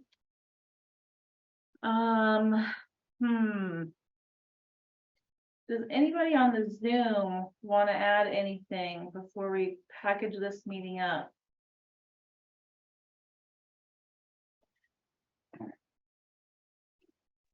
I just would say that I enjoyed this morning was great, listening to all of our founders, so to speak. I also, sorry, I got kicked off and I guess I don't have my video on. There, that's better. I'm curious about the juniper control and the fire sort of thing, where we think we want to go with that. There was somebody who mentioned something about that different wilderness areas are different or managed differently, and there may be some wiggle room in how we do some of the control up on the mountain in the wilderness areas. I know we've talked about it before, but maybe it's something to explore again. And then with Mike, and I'm not really sure what you're wanting or envisioning as far as coordination with the fire management. So I'd be curious to hear more about that.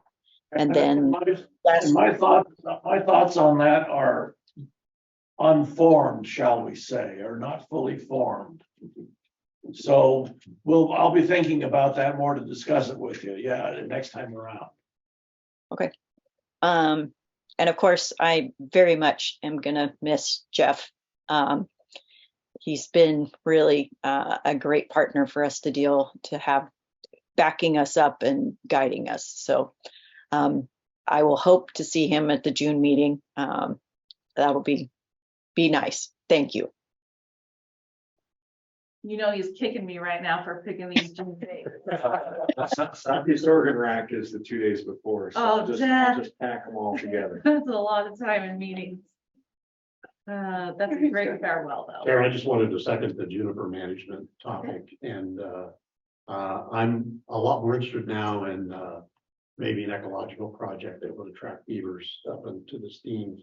I sent everybody an example of a key restoration on the wall that did exactly that. So maybe we need to do something a little more ecologically complex to attract beavers to a part of the mountain where they might go. I'll second the juniper management thing there. Which kind of ties into fire too. Yeah. Yeah, I put that on there. It's actually been a very long time since we've had a real fire science type of presentation for the group. So I'm thinking back to lots of days ago, lots of years ago. Maybe you can get Fred to give you a history of the juniper. I'm sure he would love it. Better believe it. I talk about some Aspen in there. Okay. I don't know about you guys, but my brain is liquid. So how'd the owl work? Online, how'd the owl work? How are you guys feeling about the owl? I thought it was okay. I don't know what happened there because my view has changed. So I got kicked off just right as we started talking about dates, and I don't know if it was the owl or something. So anyway, I thought it worked pretty well, really. Yeah. Good. Yeah, supposedly the lighting in the room is what's making some of our individual camera views blurry. I don't know how to remedy that. I tried using the owl in the dark to see how it would pick up on the TV. It's a mess. So we'll just keep doing what we're doing. As long as people can hear, I think that's the most important part. But the visual is nice too. Yep.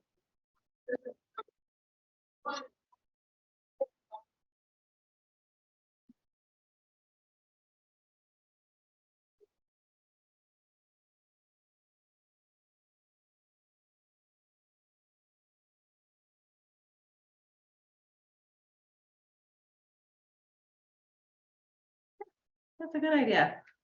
It's near impossible to take notes on the field trips, but I like the idea of a picture and maybe some long captions for those. That's a good idea. Thanks for that. I'd be glad to help. Oh, Cliff just volunteered, so There you go. I'm out of that loop. Good deal.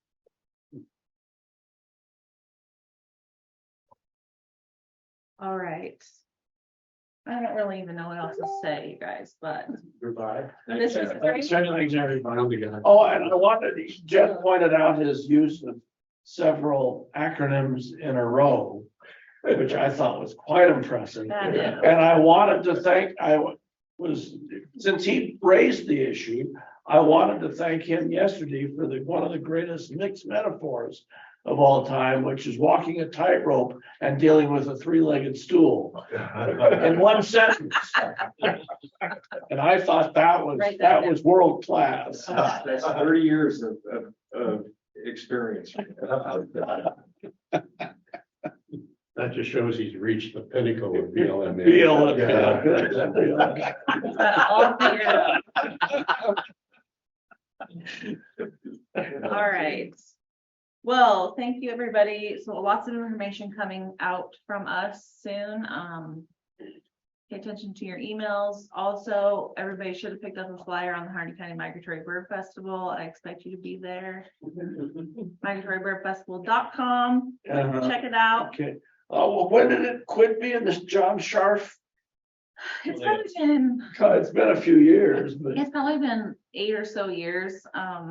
Just with so much traffic coming digitally now, the best way to market that to people was to tie it to a geographic location. So it's Harney County Migratory Bird Festival held in honor of John Scharf. And then our website has a lot of information about the Scharfs and their role at the refuge. You said this was being recorded, the whole session? The whole session is recorded, so if I like the anybody, parts where I was sleeping. if anybody's feeling crazy and wants to watch it, I mean, On camera, Jake. yeah, all you nap takers, we got you on camera. At least I didn't snore. So how do I get, just on the website? Well, it's gonna be downloaded to my machine and, the files are beyond enormous, so I'm not sure how to get that to a person, but I can figure that out. That's. Yeah, I'd like to see a copy of it sometime when I'm really bored and I get Yeah. what did I miss? You need to fall asleep at night, I get it. Yeah. Well, there's so many acronyms on, I like to go back and what the hell was that one? I would like to review it. Okay. All right, well, I think we're gonna go ahead and adjourn. You guys have a safe travels home. Thank you. Is Okay. Mike gonna use a smacker? Yeah, Mike, we're gonna need a little whack on that thing. Mike, where will we go from here? Gonna get together sometime in the next week or two? So we're adjourned. Oh, you know, here, I'm gonna leave it here. The recording has stopped. Bye-bye.